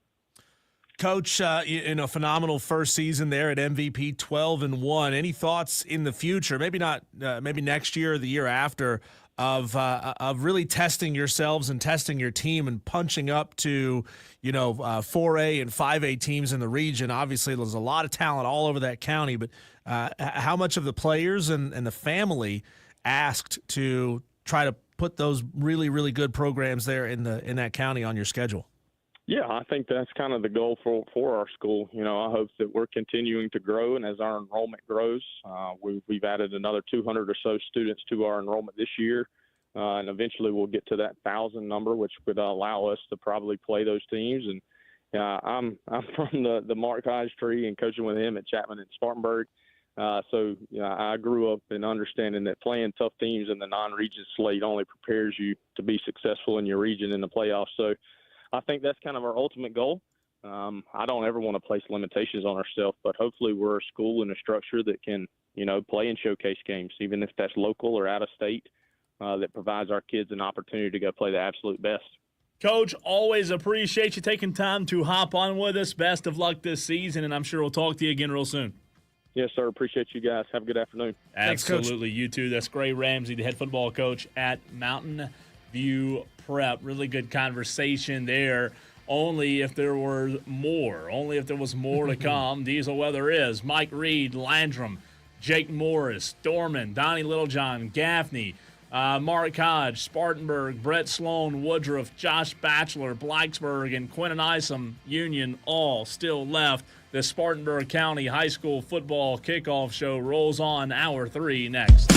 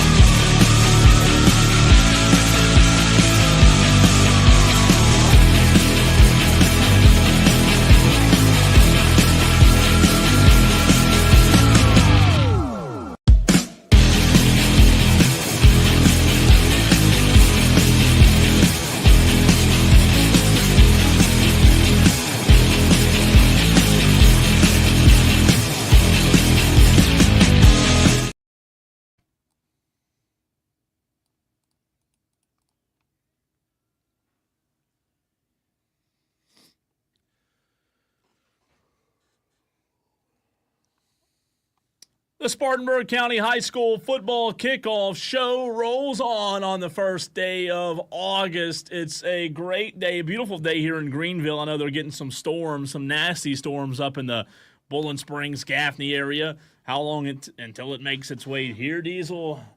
I don't know if you have your chief meteorologist hat on today, but it's you know how these summertime storms What's are, below man. chief meteorologist? Peon? That's a good question. SOB meteorologist? That's a good question. That's a really good question. I don't know the answer to that. Yeah, if you're not the chief, what are you? Captain? No, Captain. I like is Captain meteorologist. You like that? Oh, Captain, my Captain.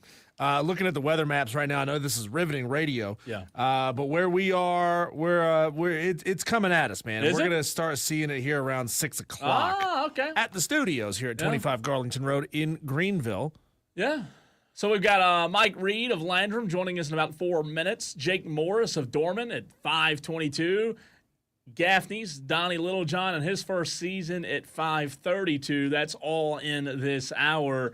And speaking of Gaffney, nothing gets you fired up like a little high school football pregame speech. This is Gaffney related, but Dan Jones, it feels weird saying that, former Gaffney football coach who retired in the offseason, and Donnie Littlejohn will step in his shoes. If this doesn't get you fired up and ready for some high school football, I don't know what will, Diesel. How about this to start your Friday? First, we got to go in an unair-conditioned building. But they're trying to build a reputation that you already got.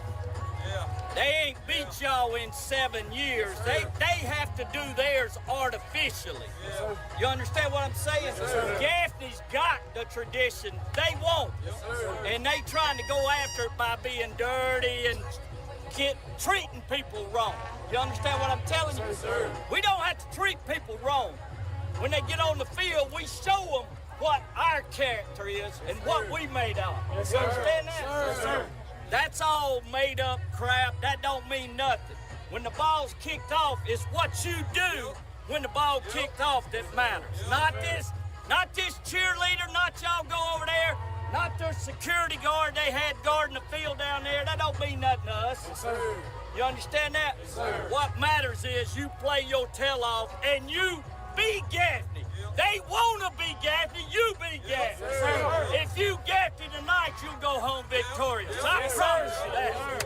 You make sure you pick your brothers up and let's play their butts off, all right? Is there anything better than a pregame speech at the high school level? Man. I mean, come on, man. Are you kidding me? So walk me back to what was going on there. They stuck him in an unair-conditioned building Yeah, and I as don't a want to locker say room. who. I don't want to say who and what. I don't want to do it. Who was it? I don't Who want was it? Not on the air. Cole, say it. Not on the air. Oh. Not on the air. There was some things that happened that game that weren't, they didn't bring up the best sportsmanship and others and some ejections and stuff. It was just it's high school football. It's a high school football at its finest. You know what I mean? Well, you hear about stuff like that happening in college football. That somebody paints the visiting locker room pink. Every single thing, the lockers, the floor, the benches, the ceiling, everything's pink to try to get into your head. You hear about that kind of gamesmanship happening. My only other question about that would be, was that a horn that I heard, or was Scotty Scheffler on the field? Because you heard some stuff. Was it sirens? No, it was a. I'm with you. Because Scotty ripped one at the Open a couple of week ago, 2 weeks ago. It's Wire to Wire with Diesel and Cole Bryson. We've had a blast bringing on these coaches. Remember, if you want to hear your coach again, you go back and find it on the free Odyssey app. Today, it's been all Spartanburg County High Schools. Yesterday, it was all Greenville County High Schools. You can find all of those on the free Odyssey app, on Spotify, on Apple Podcasts, and now on the iHeart app. Wherever you get your podcast, that's where you can find this. We continue the conversation. We keep the conversation rolling on this Spartanburg County High School football kickoff show. We go to Landrum, South Carolina, where we bring in Mike Reed, first season as head football coach of the Landrum Cardinals. How's that, Coach? I mean, a little bit of adjustment, I'm sure, getting in, your feet wet. How are things going so far in the big city of Landrum? It's going pretty good. It definitely was an adjustment going from defensive coordinator to head coach. There's a lot of things that you don't really think about as a position coach, and you're seeing that now. But this summer's been great. Our kids have been great. We've put in a lot of good work, and it's just been a great summer. Coach, help me out here because I didn't follow Landrum Cardinal football super close last year. Started off really good, 5-1, and then kind of struggled down the stretch. What happened that kind of took the things off the rails? Well, we just we did start out strong. We started out 5-1 and missed a game against Blue Ridge because of the hurricane. But it's our region's a tough region, and in the last couple of years, we started off strong, and it seems like when we get to region, we just can't get over that hump. And like I said, our region opponents are pretty strong, and it's a battle every single week, and it's going to be that way this year also. Coach, you talk about the region being as tough. With you now being the head coach, I'm sure you pick up on things when you're an assistant. You learn things. What's something you want to implement to try to figure out how to bridge that gap or get over the hump, if you will, of being able to start being more competitive in a very tough region, by the way? Yeah, just to finish. I mean, we kind of harped on it this summer as far as, finishing through the fourth quarter. You get deep into the season and your legs get out from under you a little bit, and we're just making sure we're conditioning ourselves to finish strong throughout the year. I think that's one thing that we kind of struggle with the last couple of years at Landrum is we get towards the end of the season and our body's just not used to pushing ourselves that far through the season, and that's kind of one thing we worked on this summer. Coach, can you give us all a sense of the makeup of this team this year? Are you a pretty young team, pretty experienced team, a little bit of both? Where are you at this year?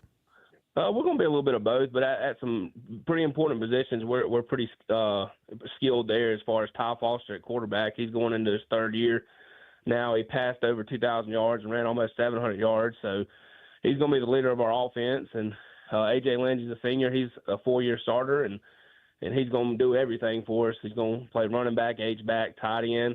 May line him up at quarterback some, play linebacker, like I said, and we're counting on Braylon Revis also. He was a one-way starter last year, but he broke his hand early. But he's pretty dynamic with the ball in his hand, so we're excited to get him back on the offensive side of the ball. And then up front, we got 4 guys that's got varsity playing experience and a lot of it. So we're excited about those guys. Starting with Blake Bridges, he's now a 4-year starter, dating back to his freshman year at Broome. He was a starter there and came over with his dad in Landrum, and he's going to be the anchor up front for us. But like I said, we got 4 guys with varsity experience up front, so that we're real excited about that. We're joined right now on the Fan Upstate by Mike Reed, the new head football coach of the Landrum Cardinals. Coach, walk us through the process of, like, when you take the job, you're announced as a head coach, all the way to today, August 1st. Maybe sometimes it felt like drinking water out of a hose pipe, but walk us through the process, if you will, and just in terms of what that looks like at a 2A school, becoming the new head coach and trying to get a team out on the field in the fall. Well, it was a little different. I would say for it was pretty late, not getting hired until the middle of May. Spring practice had already started, and it was. Which, me being there the last couple of years, it wasn't as much of a transition as it would have been if somebody new would have came in, because I still have a relationship with those kids. And we kind of kept the ship going in that direction, trying to figure out who was going to lead us. And fortunately, it was me. And so it was pretty good. It was a pretty easy transition as far as me going from defensive coordinator to head coach. Had to make a few hires as far as on the staff, but it definitely was like drinking water out of a hose, just trying to get used to doing head coaching duties as well as coaching football also. Talking to Mike Reed, the head football coach at Landrum. When you took the job, who was the first person, whether it be a player or a fellow coach, to call you and congratulate you? Well, I mean, honestly, when they announced it at the board meeting, my phone blew up. I can't even tell you who it was, to be honest with you. I had a lot of people in my corner, so it was a good feeling to have, but I can't tell you. I felt like my phone just blew up. Yeah, I'm sure it did, Coach. When you look at schematics and what you do scheme-wise, offensively, Diesel asked you about offense a minute ago, but when you look at the offensive and defensive scheme, when you were hired in May, like you said, you don't have a ton of time to come in and do and make a lot of changes. So do you kind of look at it as, hey, we're going to get through this first year and then we'll see and reevaluate what we want to do both offensively and defensively, or did you try to just implement what you could and hope for the best, if you will? No, we felt we had some meetings in the off season and stuff, but when I took over, there was a couple things that I wanted to adjust. But as far as most of the lingo and things like that, we're going to keep it the same because our whole staff came back for the most part, so they're very comfortable with it, and our kids are. And defensively, we haven't had any turnover defensively as far as coaches since I've been there. So it's all still familiar, and the kids are familiar with us. So we didn't really have to change too much. Coach, you talked about having a running back that was so multiple. You can line them up at running back, tight end, maybe even quarterback. How will you decide when to break out some of those more exotic formations? Do you kind of like to go by feel in the moment? Do you have a sense before the game that you're going to want to bring it out? How will you decide when to do that? Well, I think it'll be a feel thing, and then also I think it'll be kind of a game plan. I mean, you watch film and kind of see, what those guys give you defensively and what will work against them and what won't. But, I'm a defensive guy, obviously, so my biggest thing was I was always a feel guy. I could get the feel of the game and kind of go from there. But I think offensively we're going to look at film and just kind of see what those guys give us, and we'll see what we can do, based off the way they're lining up. Coach, you mentioned offense. Who's calling plays for you in 2025, and also the signal caller on the field, quarterback-wise? What can we expect from that duo of the OC and the quarterback? Brandon Cannon's going to be our offensive coordinator. He's been with Landrum. He played at Landrum, was probably one of the best quarterbacks to ever come through Landrum, him and Mark Hand. But he's going to call the plays. We hired Jonathan Rollins from Chapman, so he's going to help out a good bit. But Brandon and Ty have a really great relationship. They're able to communicate well. They can this summer, they're going back and forth. What do you like? What do you see? What do you want to see? So it's been a real easy transition. These guys trust each other, and they've been with each other for a long time. Coach, talk about the community that you got up there around the Landrum football program. Small town, tight-knit community. It's got to mean everything to them to be out on a Friday night. Yeah, it does. I was telling somebody, we had an alumni game a couple weeks ago, and I was telling some of those guys that it's amazing when you look up in the stands at a small 2A school like that, it's just packed. That community's hungry. They want to win. And I've gotten out even more in the community this past summer, and they just want to see you succeed, and they'll do everything they can to help you succeed. And it's a fun small town football. I grew up in it kind of at Broome and went to Blacksburg, so I've kind of been in small town my whole life. And it's just in Landrum, it's no different. It's probably even better up there because it's such a small town. Coach, when you look at this 2025 squad, what in your mind have you talked to the staff about, and even maybe I know you're beginning practice this week as well, that you really want to see improvement on before the season gets here in 3 short weeks? Just the biggest thing for us is to finish, like I talked about earlier. We just got to finish everything we do. And a big thing we've kind of harped on this summer is communication. I want us to be able to communicate with each other and feel like we can talk to each other through things, and because we're going to face adversity. So, just finishing and being able to communicate with each other. Coach, we've had the pleasure today to talk to a lot of high school football coaches, and yesterday as well when we did the Greenville County show. Some really good football being played here in the upstate of South Carolina. You in your first year, who have you kind of admired from afar over the years of coaching in this area that says, I want to build my program like that? Well, the guys that I've coached with, Jet Turner's been, when I was at Broome, I stayed with him for 5 or 6 years, and just, the way he did things as far as, how to treat the players, and what they want to do, and you communicate that way. But Lynn Fleming, he's one that I've looked at, as my program. If I wanted to run one, it would be similar to him because he's just an overall great guy. He cares about the kids, and he runs a fantastic program. But he's one that I've really looked at. And then, growing up, my uncle was a head coach, so I kind of watched as I was growing up him becoming a head coach and kind of what he did and things like that. So I've had a lot of really, really great men to look at when I was coaching. Coach, yesterday Diesel asked one of our guests about his favorite thing at I think it was a restaurant in Travelers Rest. So I'm going to ask you the same question. When Mike Reed walks into the Hare and the Hound, what does he order? Probably the Honey Child. Oh my gosh, it's the best. It's the best on the croissant. It is. I didn't mean to cut you off, but that's what I get every time. It's the chicken salad on croissant, right? That's right. Yep. It's the absolute best. Like Diesel, the best chicken salad. It is. I don't know what it is. There's something, might be drugs. I don't know if it's the honey or what, but it's good. I don't know. Yeah, but they'll never tell you what's in it, will they? No. Coach, we appreciate you. Best of luck this fall, man. All right, appreciate you guys. Thank you. Absolutely. Thanks, Coach. Mike Reed, the head football coach up at Landrum, and I'll tell you, man, I don't know what it is that I've always told people for years that chicken Honey salad child. is like the best chicken salad in the world, besides English Markets. Sure. Yeah. It's really, really good chicken salad, man. Well, next some of time the I'm best. in Landrum, I know There where I you got to go. stop. The hare Yeah. and the I hound. love Landrum, man. It's a cool little, like you said, small town feel. It's really cool. So we'll see what Mike Reed can do in his first season. When we come back, Cole, we move over to Dorman High School, and we'll talk to Jake Morris, the third-year head coach there for the Dorman Cavaliers, and one of their hated rivals. Don't tell them they're going to come on back-to-back. Donnie Littlejohn, head football coach at Gaffney, going to join us at 5:32. Both of those in the next segment.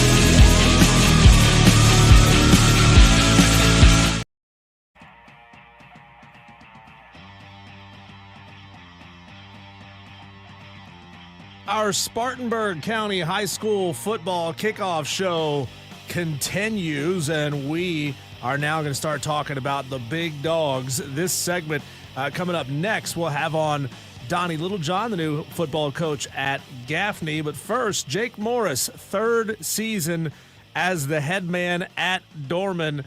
Coach, you know, we've talked to a lot of coaches today and yesterday whose fan bases are football hungry. But Dorman High School, it's different. They're not football hungry. They are championship hungry.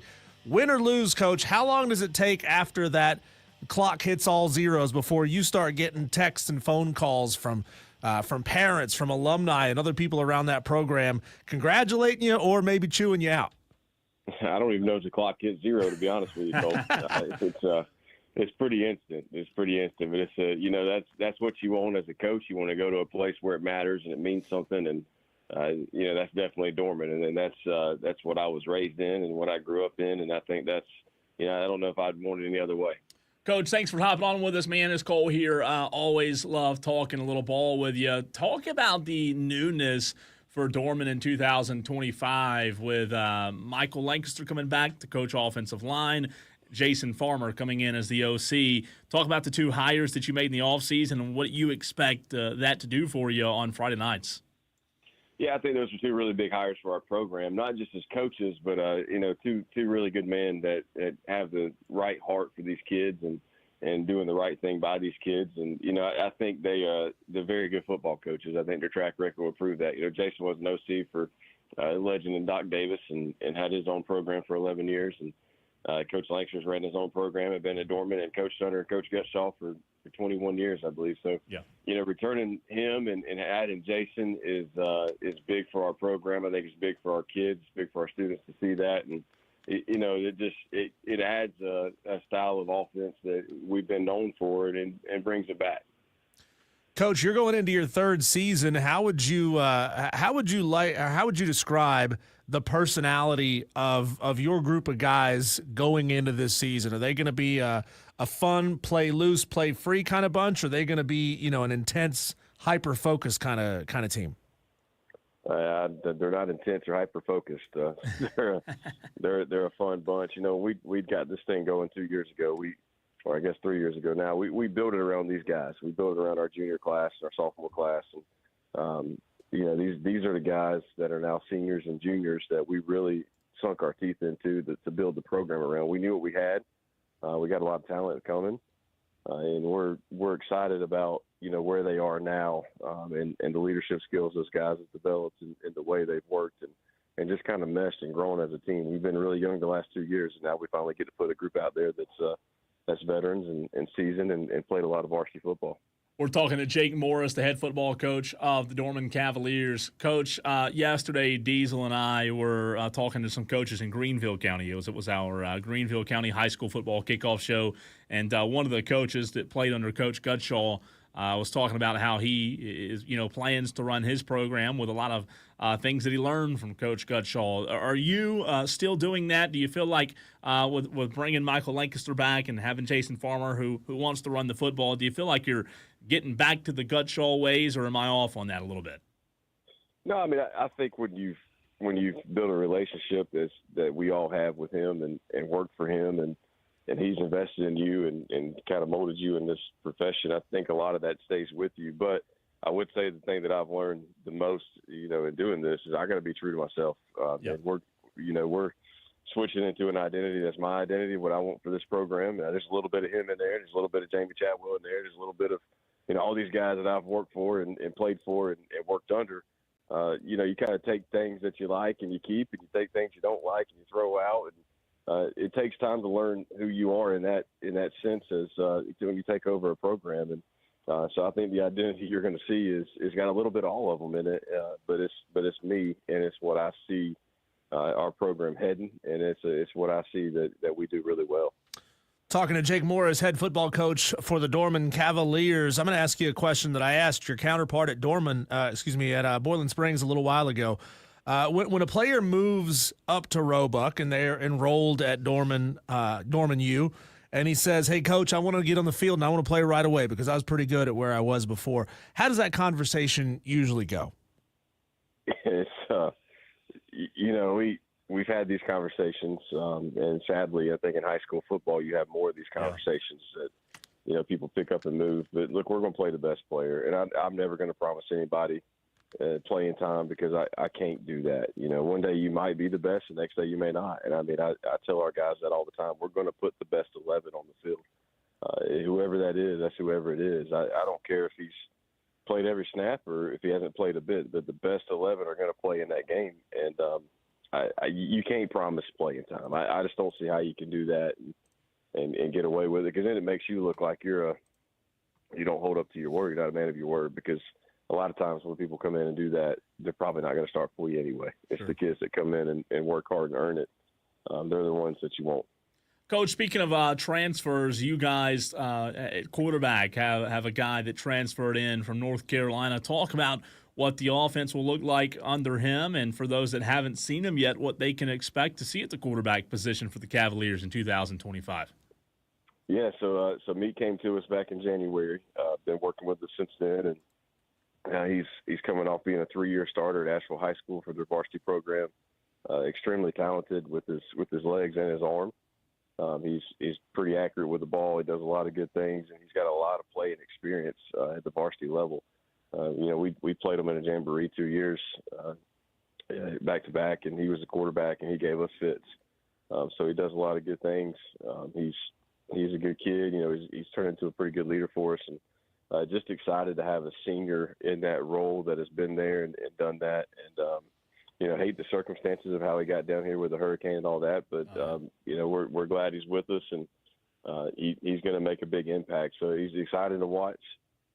He's one of those kids that you kind of just hold your breath when he's back there, because you don't really know if it's going to be a big play or what, because he could take one at any minute. So I'm excited to see him be able to do that, and also excited for our young kid, Cooper Patterson, who's a rising sophomore, who we think is going to be really good and has a bright future. But for him to be able to learn under him and Meek to be able to bring that level of experience and leadership with him to in a sense kind of train Cooper to take the reins over whenever he leaves is also pretty big for our program. Coach, Dorman had a pretty good defense last year. Not very often did they get away from you. What's your defense going to look like this year, schematically and star player wise? Who will Dorman Cavalier fans be able to zero in on once you guys finally get out on the field? Yeah, we were loaded on defense last year. We returning 7 guys on defense that previous starters for us last year, along with 7 on offense. So that's going to be really big for us. But having our defense that unit just gels together so good. Coach Cooper does a great job with them. Schematically, we're not going to be much different. I think we're going to be really good up front.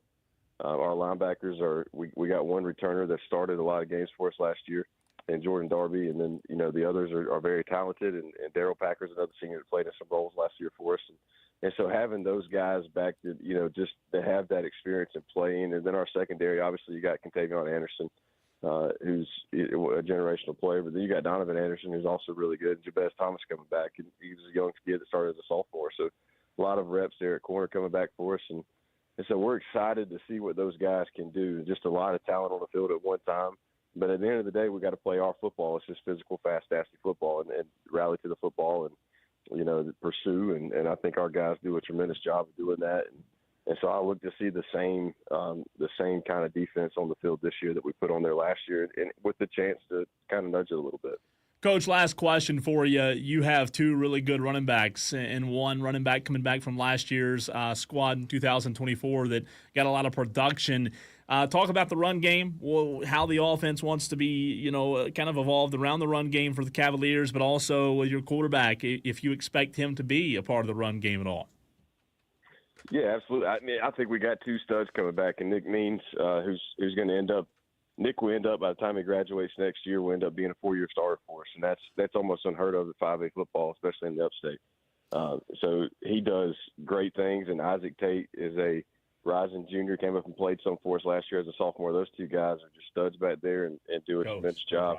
But you got to be able to run the football with the quarterback. I think that's what gives defenses trouble. Is that if your quarterback's a threat in the run game, it changes everything you think about when you defend a team defensively. Coach. You got to have that. I'm going to ask you kind of an off-the-wall question here, Coach, and I'm sure it's happened to you already a few times, and it's going to happen to you many, many more times over the course of your career. If you've just won a big game, you know that a bucket of ice-cold water, ice-cold Gatorade is going to be dumped on you at some point. Can you feel it coming? Because it always seems when you watch it on TV like coaches are completely surprised when it happens.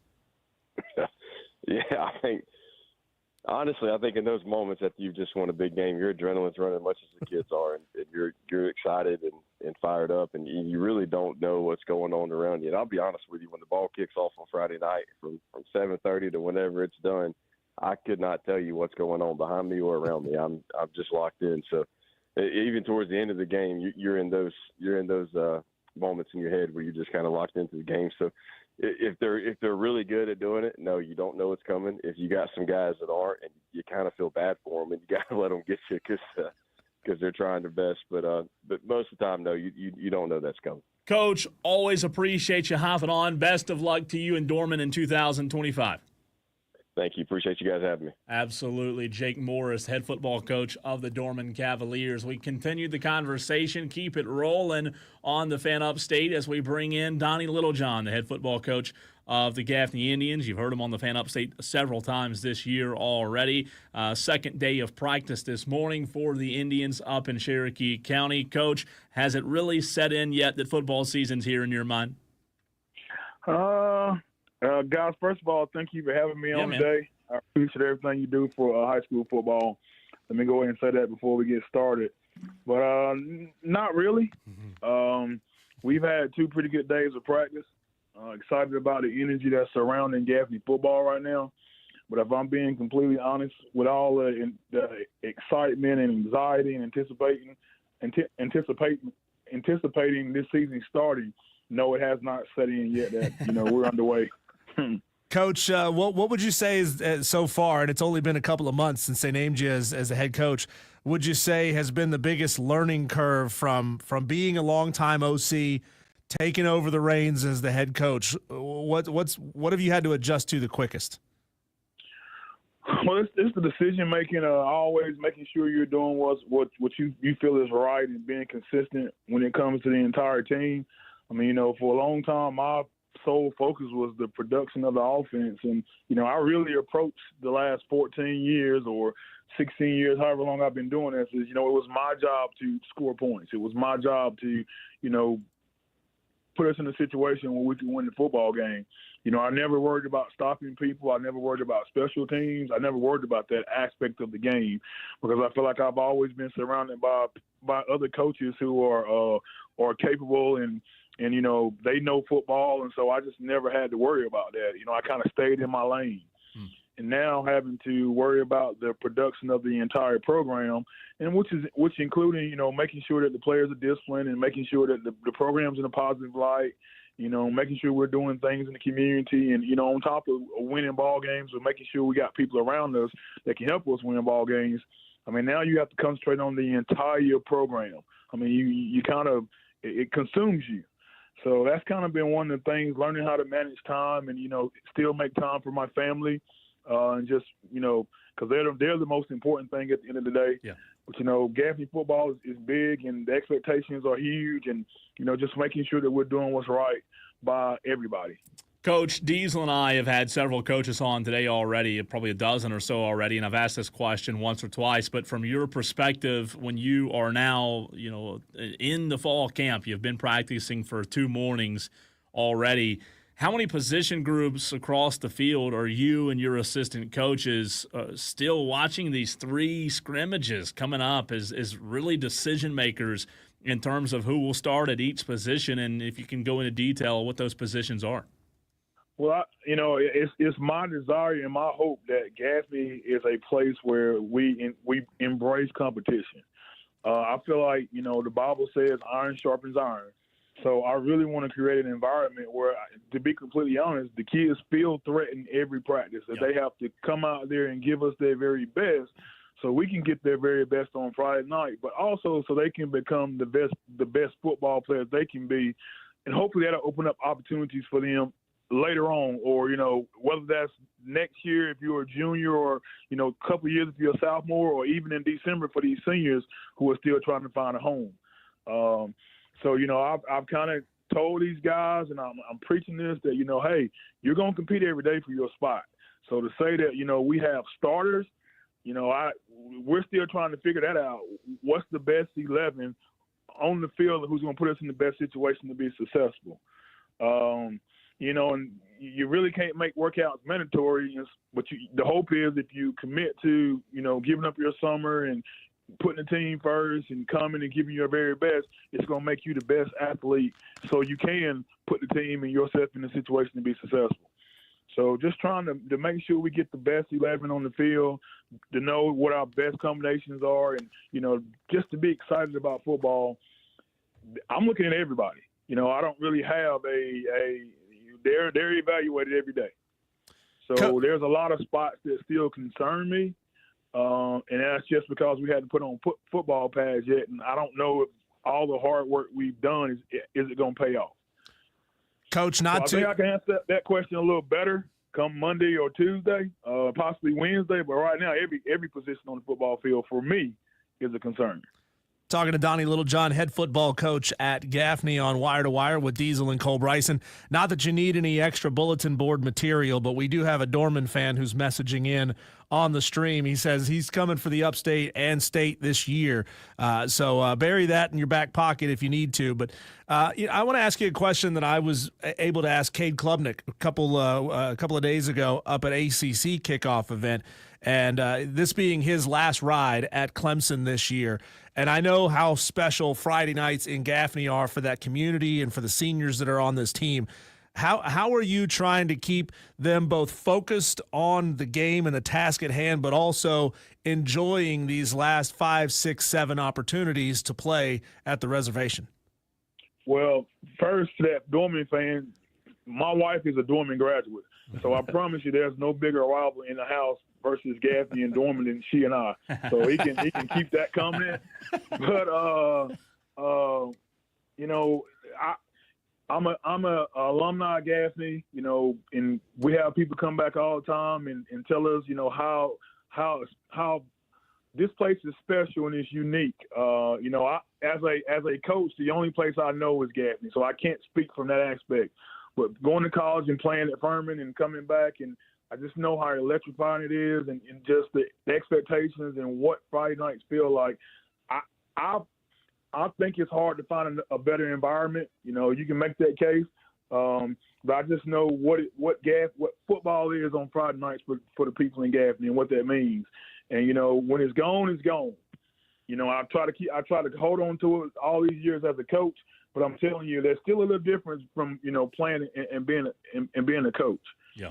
So I try to speak from experience, but also have guys come back to tell them how special it is, and just guys don't take it for granted, because it can be taken away from you at any point, but also at some point it's going to end. Yeah. We're doing the right thing and we're getting you through, and you're becoming a productive citizen in society and moving on to the next level, whatever that may look like for you. At some point you're not going to be a Gaffney Indian football player, but hopefully Gaffney will always be your home, and you need to cement your place in legacy to make sure that you're proud of it whenever you look back 10, 15, 20 years from now.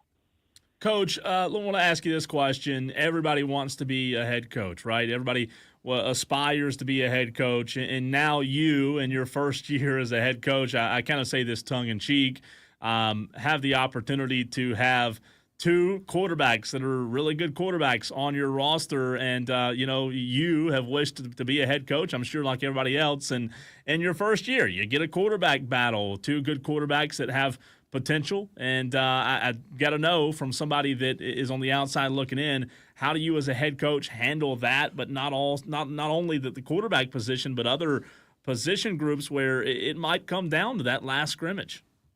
Well, here's the thing: battling is not a bad word. Yep. I mean, you go to battle. The whole reason you play sports is you want to compete and you want to battle somebody else. So I don't think battle should be looked at here as a negative phrase. And again, at Gaffney, my purpose, or what I hope happens, is that we embrace the definition of what competing means. and iron sharpens iron. And if both of those guys come in and do exactly what they're supposed to, whether it's, one plays another position or they both play quarterback or however it shakes out, hopefully they're better kids forward. Hopefully they're better players forward. Hopefully they're better men forward. And I hope it makes Gaffney better in the long run. So I don't think you look at the word battle there as a bad word. Coach, who are you looking towards this year to be a sheriff in the locker room to keep everybody in line? Is there one guy that you can point at on either side of the ball, or just one in general that kind of holds everybody in check? Well, we're blessed to have a lot of great guys right now. I'm trying to find some wood to knock on right now because we hadn't had anything crazy happen, but I know that can be right around the corner. But you got a Jay McDowell on your roster. You got a Zion Ratchford. You have a Chancellor Michaels. You have a Scotland Dover. I mean, those guys have been in that locker room for a long time. Yeah. Chancellor transferred back to us, but he's a Gaffney guy, and he's been around those guys, and they've grown up with each other. They know each other's personalities, and they know that, hey, a lot is riding on this season. Let's not do anything that's going to jeopardize that. So, I mean, we got a lot of guys. We got a lot of good guys. Cameron Shippey, who I don't think they're going to let stuff like that happen. So I'm excited about that. I'm excited about this group. And hopefully, we don't have anything crazy happen in the locker room. Coach, as always, we appreciate you, and best of luck this season. We'll talk to you again real soon. Thank you so much for having me, guys. And, again, thank you all for everything you do for high school sports. Absolutely. Thank you as well, Coach. That's Donnie Littlejohn, the head football coach of the Gaffney Indians. Diesel, we have been entrenched in high school football. We take a step back and look around the sports world. Our Daily Wires, that's next.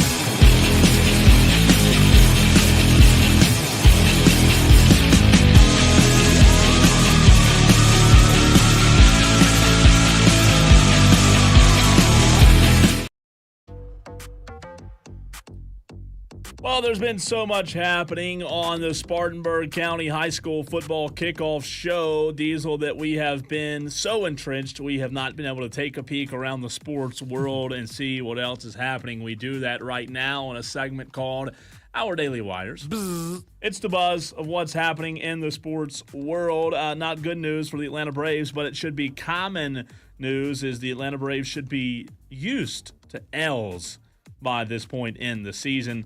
The Atlanta Braves were defeated by the Cincinnati Reds 3-2 earlier today. That comes as no surprise, and they'll try again tomorrow. Diesel? Yeah, they put up 2 runs in the top of the 9th, but ultimately not enough to come back from the 3-0 hole that they were in. Tomorrow, the MLB Speedway Classic between the Bravos and the Reds. Maybe they can win in Tennessee. Oh, you and I won't be able to watch it. We're going to be on the road to Columbia, hopefully, to go chase some hardware. Yeah, I would much rather be watching. I don't know about the Braves. I'd much rather be watching baseball.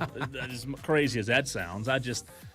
You know how it is. The LA Chargers curb stomped the Lions in the NFL Hall of Fame game on Thursday night by a score of 34-7. Yeah, we saw the new ball spotting technology play out, and it looked terrible on TV, but at least we knew exactly where the ball was. We knew exactly where it was. I saw tweets immediately saying, bring back the chain gang. Oh, my God. Oh, get rid of those old fat guys, man. This was much better.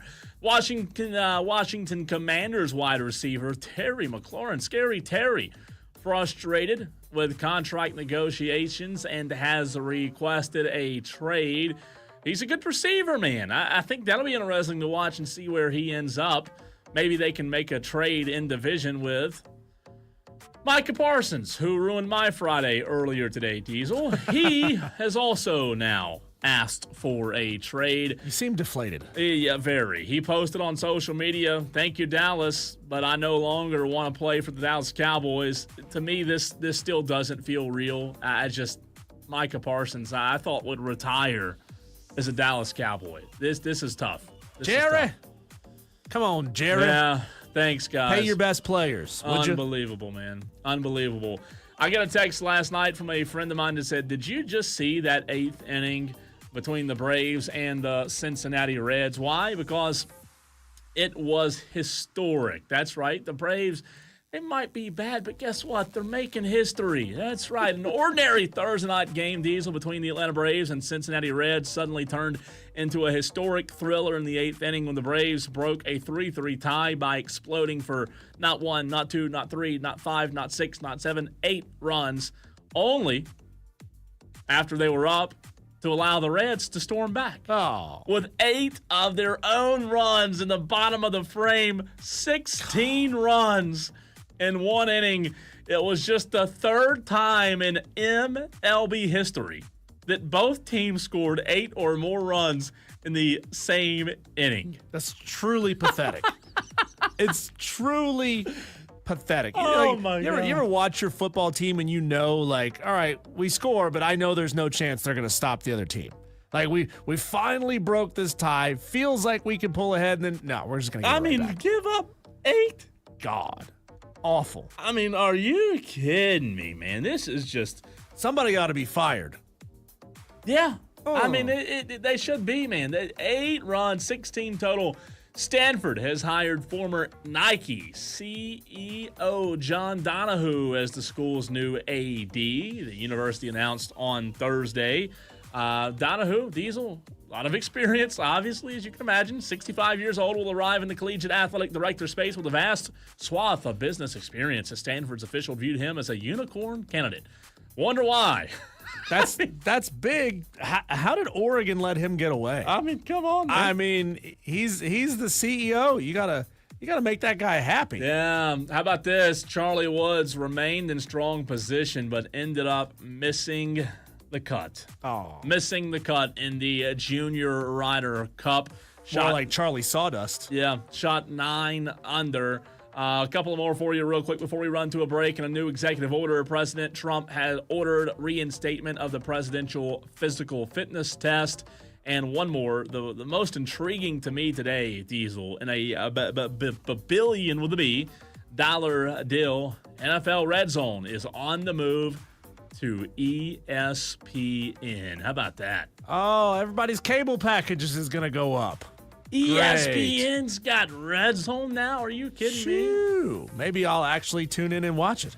I've got ESPN. Yeah. I have access to that. I don't know if they're going to get any more of my money, though. That's crazy. That's going to be the interesting part. Crazy. When we come back, Cole, we've been all over Spartanburg County today. We're going to keep this Spartanburg High School football kickoff show going with Mark Hodge, the head football coach for the Spartanburg Vikings. He joined us earlier. You're going to hear that played back. And then coming up at around 6:12, 6:10, you'll hear Brett Sloan, the head coach of Woodruff. That's right. That's next on the Fan Upstate.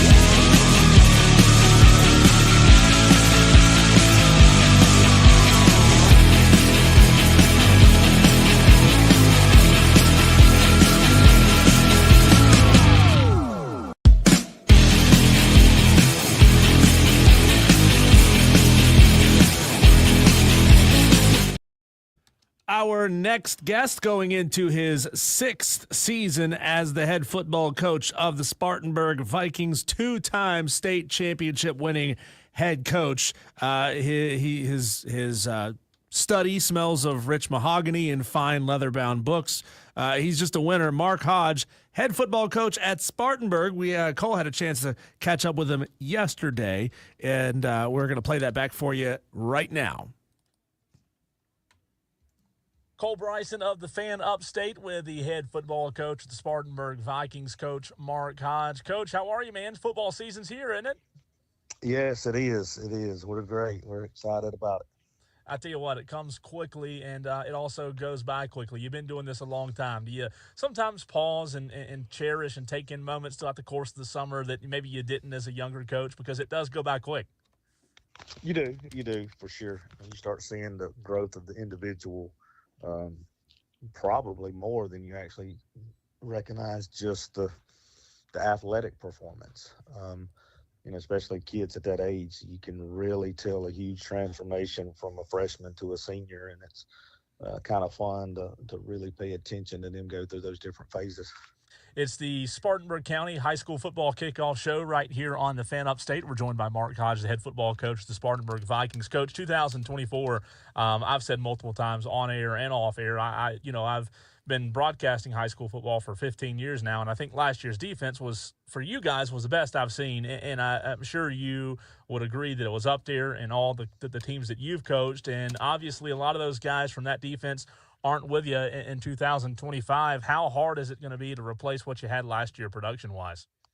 Yeah, it's going to be very difficult. I mean, like I said, I think the last 2 years we gave it like 13 and 15 points a game, and I think we had like 9 starters that graduated, and many of those guys went on to play college football. I mean, 2 of the best linebackers, inside linebackers, Cam Payton and Quez Smith at the outside, and then most of the secondary, between Don and Calvin and Quincy and Jarius and Elijah. We really lost a whole lot of experience and talent on that side of the ball. So obviously got our work cut out for us there. Coach, 2025 will look different how compared to your 2024 team? Well, I think first of all, offensively, I feel like this is the first time we can run the complete offense that I like to run. It's when you don't get to recruit for positions, and you have to work your offense around what you have, and sometimes you have limitations. And since we've been there's been various limitations. Great kids, but some of them were injuries, some of them were just body types, things of that nature. But I feel like start with Trey, that he can do everything that we want him to do in the quarterback position, and has experience, and that starts it. Last year we couldn't run him because of his hip issue, and then TJ getting hurt, we didn't have a backup. So now our options are RPOs, the full offense, and the offense will go back to fast. And so I'm excited about that, and being able to get the ball to the likes of Trenton Lynch and Zeke Bell Boyd and Torian Davis and Kendrion Keenan Kavayan. We just have a lot of offensive, I think, firepower and talent, and even some height, which not super tall, but we're taller than we have been at receiver. With Torian and Skylar Douglas, those are 2 6'6" receivers. I'm super excited about watching Skylar, because all those other cats, other than Trenton I mentioned, were seniors, and so Trenton and Skylar will be the 2 juniors. Brendan Carson come back and lead us up front. He'll actually play both ways this year. So got some leadership there. And then, we're young on offensive line and thin. And so that's my probably only concern on offense. But I think with, Trey's ability to get the ball in and out, that we're really going to be able to expand the defenses, both horizontally and vertically. Coach, you mentioned your running back. We'll get to him in just a few minutes, because you do have one of the better running backs in the state carrying the ball for you again this year. But you also, at quarterback, I mean, tell me if I'm wrong here, but as a coach that returns a quarterback for year 3, I believe, in the offense, obviously you talked about those limitations, but you have to feel like returning a quarterback in this region, as difficult as the region is a big advantage for you guys.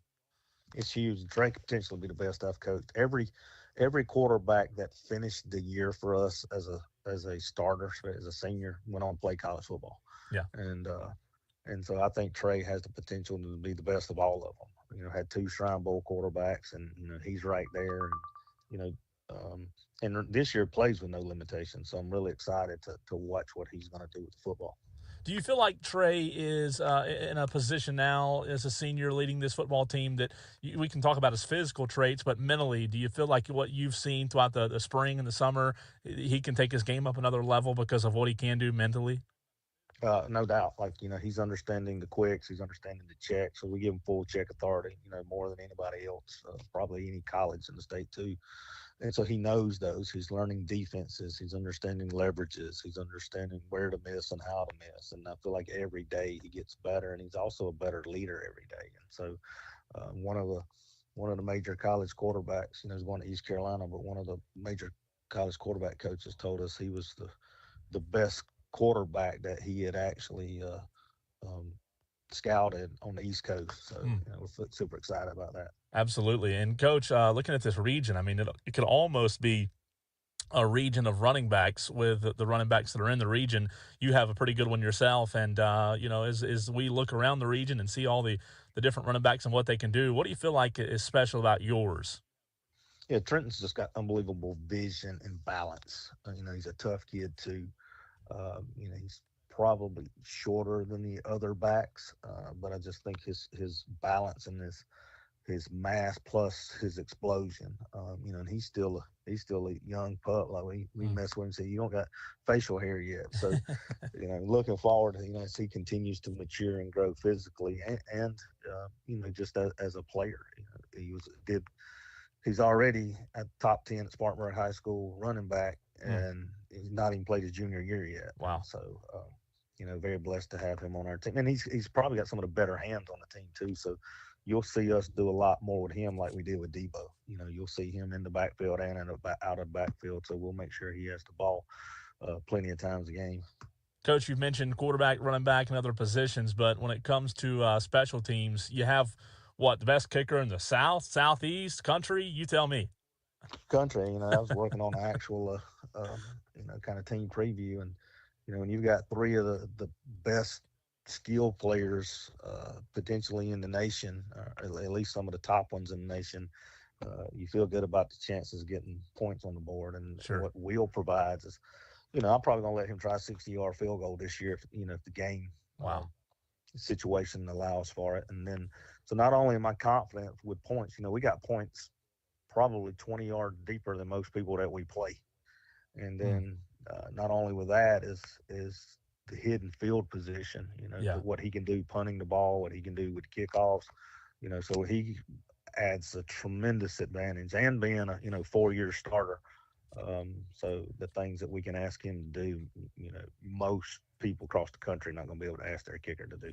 And, Coach, I was talking about that the other day with somebody, another high school coach in the upstate, and I don't think people realize in terms of at the high school level, when you do have limitations, what an advantage it is when you have somebody that can flip the field and give you a great field position, or the opposite, make the opponent start with bad field position every single drive. Do you feel like just his ability, not only in the kicking game, but in the punting game, he's not on the offense, but do you feel like sometimes he is in a way?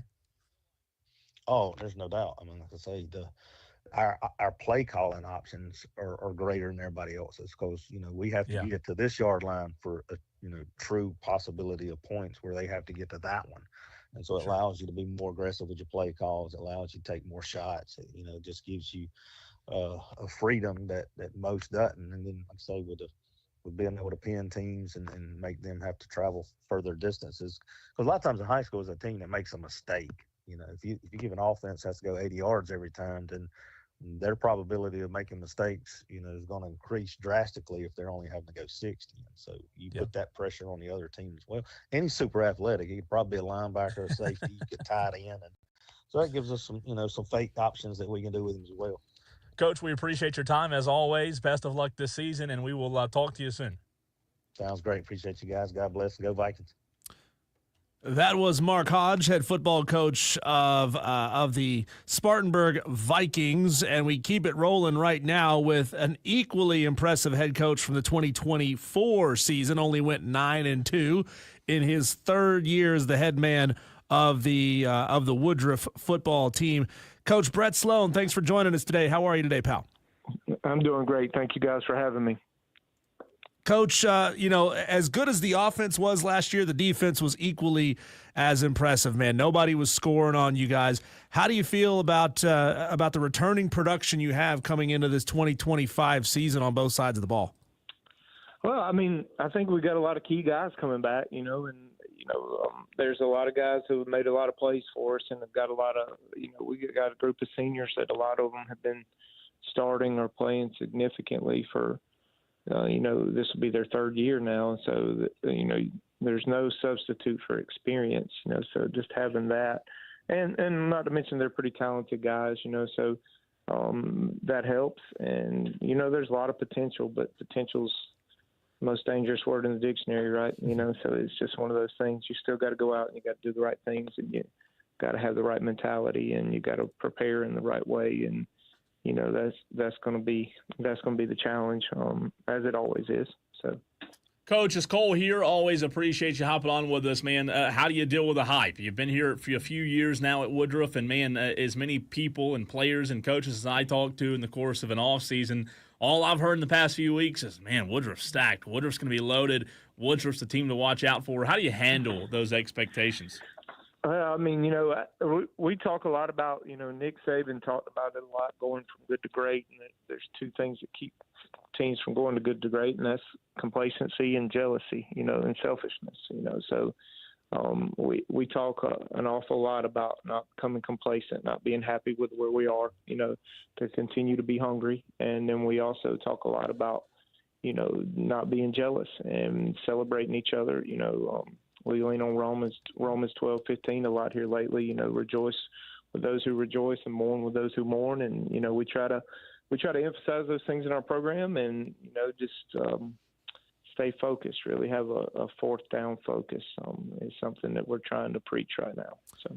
Coach, I like that. I like that idea of focusing. If you've got a guy on your roster, and I'm sure you probably do, when you have a good season the way you did last year, who starts to get some attention from big schools, how do you try to rein him in if his head starts getting a little bit in the clouds? How do you keep his feet on the ground?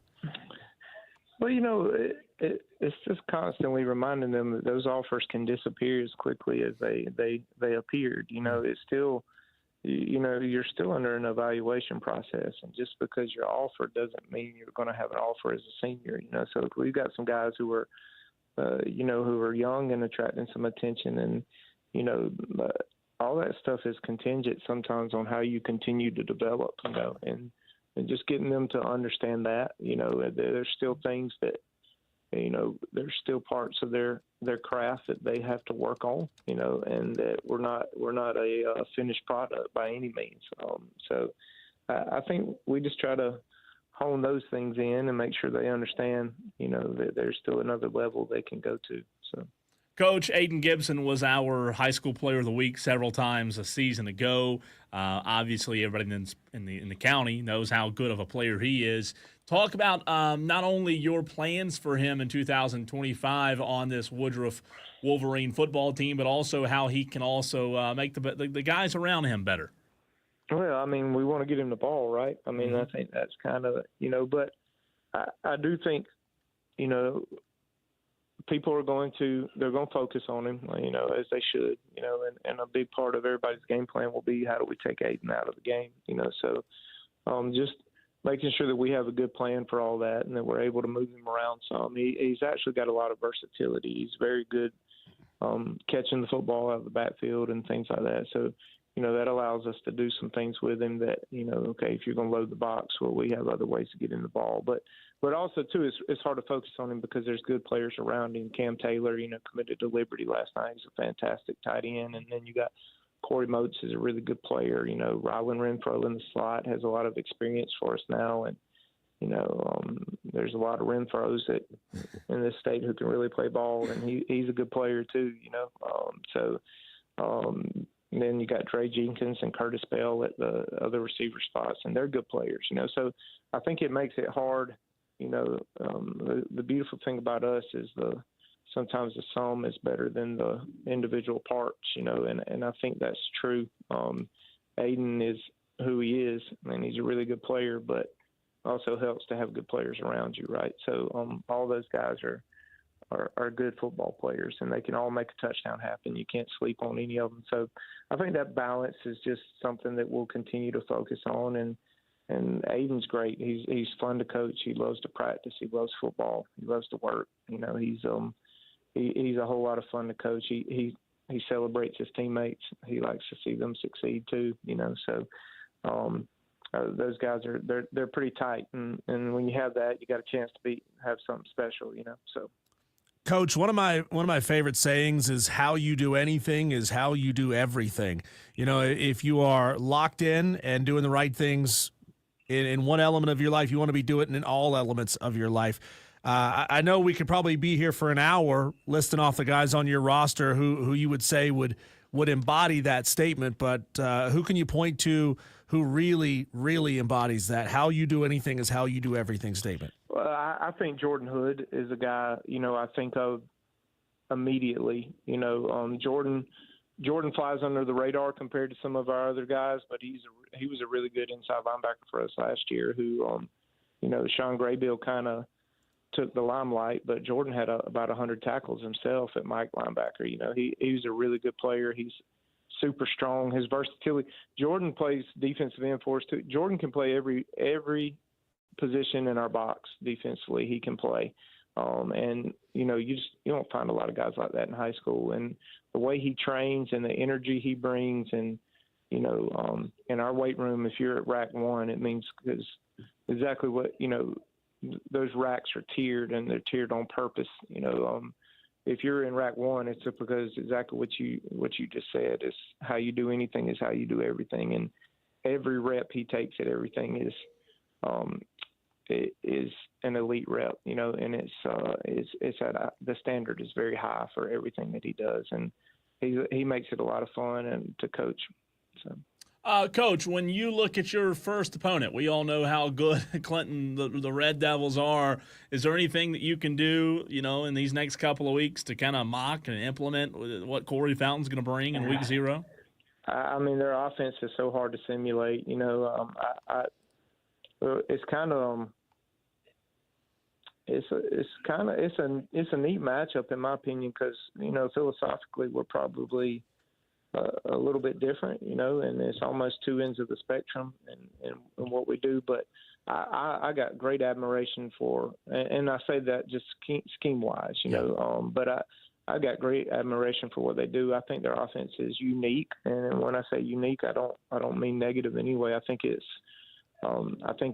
ingenious in a lot of ways, the way they've kind of incorporated, some wing T type stuff into a modern spread type deal that gives you a little bit of both worlds, and it makes it really hard to defend. And they got good players, and they're well coached and they're physical, and they do the little things, and they're just their mentality is they're going to compete. And so it's a big matchup. It's a big matchup for Clinton.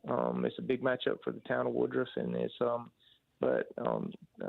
Coach and I have we've got a pretty good relationship we've built over the last 3 years since I've been here. So he's a really good coach, and I got a lot of respect for him and a lot of respect for their program. So, Coach, best of luck this fall, and I'm sure we'll talk to you again real soon. Yeah, thank you, guys. I hope you have a great day, okay? Absolutely. You too. Brett Sloan, the head football coach of the Woodruff Wolverines, right here on the Fan Upstate. Diesel, we continue the conversation. We're not done yet. Josh Batchelor, Blacksburg. We go back to Cherokee County. That's next.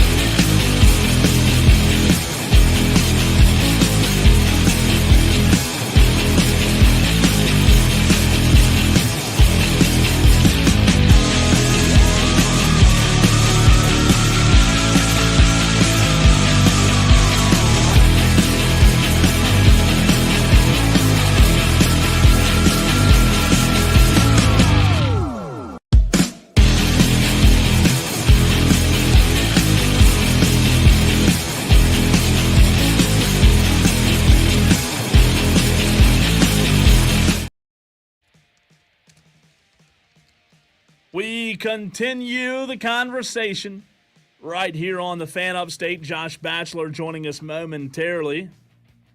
And we will get him on. He just texted me, so we'll get him on here shortly. But Diesel, have you had enough yet? I mean, only if you could just have 2 more coaches to end your week. You think you can do it? Oh, man, I love talking to these coaches. You get a sense of who's fired up, who's already dialed in and focused, and, who's probably maybe not answering a couple of phone calls from important folks around him because he is so focused in on the task at hand. I love hearing from these guys because, they all have their different styles. Some are very loose and free. Ready? Some are, just that dialed in, and I love all styles. I do as well. And let's see, is that 2 more to go on today's show? Yep, that's right, 2 more to go. I believe we will have total 29, 30, 31 total coaches or so in the past 2 days between the Greenville County and Spartanburg County High School football kickoff show. We go back to Cherokee County, where we are joined by Josh Batchelor, the head football coach of Blacksburg. Coach, radio rivals you and your good friend Donnie Littlejohn. I mean, we've got to get some kind of radio rivalry going here. What do you think about that? And I'll tell you, it's hard to root against a guy like Donnie. So, we'll have to figure something out. Coach, tell us about your team and what you have this year. Obviously, last year defense was not the Wildcats' strong suit. Obviously, there's hopes to improve that going into the season. The team could score last year. That really wasn't the problem. It was just the defense. So how do you feel about the improvement of that side of the ball this year? Yeah, we struggled a little bit. I think coaching-wise, we were able to we went out and hired a defensive coordinator. We had got a guy who was a former coordinator at Blacksburg in Chip Bailey, who was at Spartan High over the past few seasons working on their defensive staff, and I think he was assistant defensive coordinator over there. So, with a guy like him coming back in, he's a wealth of knowledge. He's extremely organized. We've focused on that in the off season, especially. It's tough because at 2A high school, you come through with a group of kids who just, last year were just extremely talented and could, like you said, could really play. And so we could score the ball, but then we struggled just to stop people. And so a lot of times we got outlasted. And with a roster of 25 last year that we had on varsity, it's just hard to maintain any kind of momentum and to hold people off. So really excited about Coach Bailey and his staff and what he's been able to do so far. And looking forward to a 2025 campaign. We're joined by Josh Batchelor right now on the Fan Upstate on our Spartanburg County High School football kickoff show. Coach, you mentioned roster size. What do you think there is out there besides that people don't understand about the challenges of winning at the 2A level? Yeah, you just kind of we're kind of sandwiched in between a bunch of 5A schools, right? So Gaffney's right there. Spartanburg's just up the road. We have York, I think, is 4A. Northwestern is 5A. They're right there, Rock Hill. So we're right in between those schools. And so, just geographically, we struggle to have kids. And so, and then, with the transfer portal that doesn't exist, it's been a little different for us. And so we don't actively go get kids, obviously, but there's not a whole lot of things that we have that's going to pull people away from a place like Gaffney, Northwestern, York, those types of places. So people want the best for their children, and so that's that's how that works out. But this, it's just different being at a 2A school and having to go that route. So, Coach, walk us through those conversations. What are those like when a guy that you've coached up comes to you and says, "Hey, Coach, I'm thinking about leaving the program, heading somewhere else," even if it's a guy that you've got big plans for, that you think can be a good player for you. How do those conversations usually go? What's your pitch to try to keep them at Blacksburg? And ultimately, at what point do you have to say, you know what, I wish you the best of luck? Yeah, I think first and foremost, kids are looking for what's best for them, and parents are as well. And as a football coach, you can kind of lose sight of, is this really the best move for a kid if he stays with me? And I think sometimes that is the case, whether they see that or not. And I think sometimes it's not the case. I think it may behoove some kids to go to a bigger place and get more eyes on them, and maybe they do get better recruited. And so, like, it's a case-by-case thing. I think, not all of them are the same. Obviously, we always want our kids to be with us. But I've always told our guys, like, if you played for me, if you put it on for me, you're one of my guys regardless of who you end up graduating with. You'll always be one of my guys. I don't care what kind of helmet you wear. But at the end of the day, it comes down to, as a parent, as a student, hey, what's best for me and for my academic and athletic future? And, we always try to do what's best by the kid and at the end of the day, support them in their decision. I tell our people all the time, I'm not going to lay down in front of anybody's car to keep them at Blacksburg. But I work as hard as anybody in the state doing, to get them recruited. We travel all over the place. I go to, Southeast Georgia, all the way to Myrtle Beach to get them recruited at recruiting fairs. We've got websites and things that make it easier for them to get recruited. So we do our best for them. But if they find somewhere else they'd rather be, then we definitely wish them the best, and I'll always be pulling for them. So, Coach, this offseason, you and your staff, have you done anything different schematically in terms of what you're doing offensively and defensively, or are you just trying to add and build one piece at a time? No, we went to more of a 3-4 than a 3-3 stack on defense with Coach Bailey coming in, and then also offensively, just the talent level that we had last year at the offensive skill positions. We were, maybe one of the most talented receiving corps we've had. Josh Sims was a back-to-back 2,000-yard passer, and so you don't just replace those people. So anytime, it ebbs and flows at a 2A high school, but, we ran power and counter and a lot of gap stuff last year. But we're going to have to find new ways to do that. And so we're probably moving more toward, obviously, a run heavy. When you've thrown as much as we have, anything will be more run heavy. So, but we'll be running the football a lot more this year and trying to maintain or to hold the football away from people and to, keep our defense off the field this year. So. Coach, who are you looking at on your roster that you're going to be able to kind of put them just about anywhere and find success on, especially on the offensive side of the ball? Do you have a couple of guys that you can put at tight end, at running back, at receiver, or even at quarterback at times? Yeah, so talk about 2A. We have a defensive end who will be our quarterback for us this year. So he's like one of the top defensive ends in the upstate, and Trayvon Clark, and he's moved to quarterback for us. Left-handed kid, big, strong, sturdy kid. He's about 6'2", 190. Looked as good as I've seen him throwing the football last night. We went at 7:30 last night when we opened up, and looked as good as I've seen him throwing the football last night. Was really doing a great job making better reads. We've tried to simplify things offensively throwing the football, but did a tremendous job last night. Looked really good running the football as well. So Trayvon, somebody who we're definitely going to have to lean on, and as he goes, so will we. Coach, best of luck this season. We appreciate you as always, and we'll talk to you soon. Cool. I appreciate it, man. Thank you guys for what you do for high school sports and especially football. So go Cats. Absolutely. Thanks, Coach. Josh Batchelor, you heard him right here on the Fan Upstate. We continue the conversation as we go from Cherokee County, not far down the road, to Union County. Bring on Quentin Isom, the head football coach of the Union County Yellow Jackets. Coach, how are you, man? Good. How y'all doing? Doing fantastic. Diesel and I are going to bounce a couple of questions off of you. You are the marquee matchup tonight, or the marquee guest. You are rounding up our coverage. We've had about 15 coaches on the show today previewing all of Spartanburg County, so we're going to end with Union County. And I just want to ask you a big picture question here. You settling in at Union now in year 2. Talk about what kind of adjustment it was coming in the first year and how you may feel like you're in a better spot today going into the season than you were last year. Coming into this year, at least in my first year, it was pretty challenging. I was transitioning from North Carolina, and because of that transition, I wasn't able to get down here in the spring. In my first year, realizing how vital that was to be around the kids. It was just my young coach of mine not realizing the importance of it. So having that first year, getting to know the kids at the very end of it, they still gave me their hardest work. We came out at least one game better than it was before I got here. We went 2-8.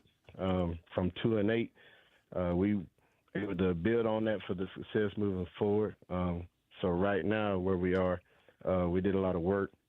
Me having a full season in, we value the weight room, not just the weight room, but we value the conditioning and the speed, and had a lot of gains. We didn't have but 1 or 2 kids that was about a 200-pound, 215-pound power cleaning, and we're a little over 30 kids right now in the program off of the hard work they put in. So that transition from then to now has been tremendous as far as being in the weight room, being around the community, and understanding the kids as a whole. Last rep, best rep, Coach. No shame in closing it down for the day, man. We appreciate you taking the time with us. You're the second coach that we've had on today that's made their way down to South Carolina from North Carolina. So far in one season going into your second, what's really the difference between high school football in the state of South Carolina and what you experienced in North Carolina? Definitely there's a lot of talent in North Carolina. No skin off their back of any kind. But South Carolina is just a different brand to me. Again, the tremendous amount of talent in North Carolina. I mean, you got kids at a P4 kind of walking around in certain areas. It's definitely a larger population. But the difference, I always say, the lower you go down below the Bible Belt, the more the town and community kind of care about the school or care about the sport, whether it's football, basketball, baseball, soccer, tennis, just certain areas, even track. It's a different feel with the community. So that's kind of the biggest difference because you have spots of that in North Carolina, but when you got that in South Carolina where there's a drive from the community behind that sport, it really changes the difference in the kids and the attitude of that program. Coach, you talk about that drive from the community. Union County, they have that drive. It's been a few years since Union County has been to where they would like to be. What do you feel like you and your staff can do to get them back there? What have you seen throughout the summer that encourages you a little bit? The biggest thing we preach is grit. We don't make excuses. We know we're small. We know we're not the biggest, not the most talented, but we're going to put everything into it. We had a very challenging, even 7-on-7. Going against a couple of teams and able to kind of see what we can do versus some great talent. Going against Northwestern, even had Crest and East Rutherford coming down from North Carolina, went against Malden, went to Wofford for their 7-on-7 challenge, and had Dorman come to the school. But it was pretty good overall just for the competition level of what we was doing. Able to go against Burns and Fountain Inn. Like a lot of that stuff we did was intelligent to the competition that's putting in place. We definitely are more driven than we were last year. It's more of a buy-in. They was able to accept the challenge. A lot of things we did was accountability. So, they had to earn everything they had. I did that different my second year in the spring. So they had to earn their helmets. You can get a speed flex, so you call it a bucket. If you didn't go to the weight class, you didn't get the speed flex. You got a bucket if you came out. If you went to the class, you got a speed flex. So it didn't matter if you was varsity or JV. So from that point, it set the tone. A lot of our kids who were starters didn't understand it at first. They went through their woes, but they ended up accepting the challenge. Later on, had to go through some punishment to get it. But we started bonding together as a team, eliminating the outside factors of that. Understanding it's not a me, but it's a we. Coach, you talked about Union County being a little bit of a smaller school, obviously with some big football brands in that area. Obviously, I remember a time when Union County Yellow Jackets, man, that was a big deal. That was a big thing every Friday night, and it wasn't that long ago. How's the community really wrapped their arms around you in your first year going into your second and thrown their support behind you? It's been tremendous. That's small town, big town. I say small town, big town feeling because that's what they care about the most. I always said what I learned the most as far as being the head coach is the fact that you understand who you are and what you represent as being the head football coach of a town, especially like Union County. As much of a prestige and tradition it is, it is eccentric for us to have that support. I mean, They watch us. They come to practices, come to the games. They see the updates we put on Facebook and social media. Things of that nature. I mean, they trust the process. They understand it. It's back to where it should be. And the kids and their effort and the parents. It's a full out support. It took some learning in the beginning, and that's warranted. But to this point where we are right now is a tremendous breakthrough from where we were before, and that's the help of the community and people that are involved. Coach, X's and O's wise, my last question for you. What's this Union County team look like, or what's it going to look like in 2025, and some of those players that you expect to have their name called a lot on Friday nights? Well, it's going to be a traditional scheme, very multiple in a sense, able to spread you out, able to throw the ball, different concepts, able to run the ball as well from that point, able to kind of get people in that situation of, who's going to break first, who heart going to beat last on the play. We really challenge our kids during the strength conditioning part, winning the down, winning the fourth quarter, winning the drive, winning that play, It'll be a different group for us coming to play. We got a lot of kids who's stepping up who didn't step up last year. We hold them to a high standard. So everybody step up is a little bit different. We expect them to give us not just their best, but their all. Coach, can't wait to see what you do this season. Good luck here in, just now 21 days, 3 weeks out from kicking off. Thanks, Coach. Yes, sir. Thank y'all. Quinn and Isom, Union County High School, and Diesel. That'll do it. Take a deep breath. That'll do it. That is all of the coaches. I wonder, Cole, here's a challenge for you in the next segment. Can you say the name of every high school coach that you've interviewed? Not from memory. I'm not going to make you do that. That's impossible. But can you say it all in one breath? Can you get enough air in your lungs to say all, I'm guessing about 30, 32 names in one breath? That'd be tough. That'd be real tough. We'll challenge ourselves to do really it next tough. on the Fan Upstate.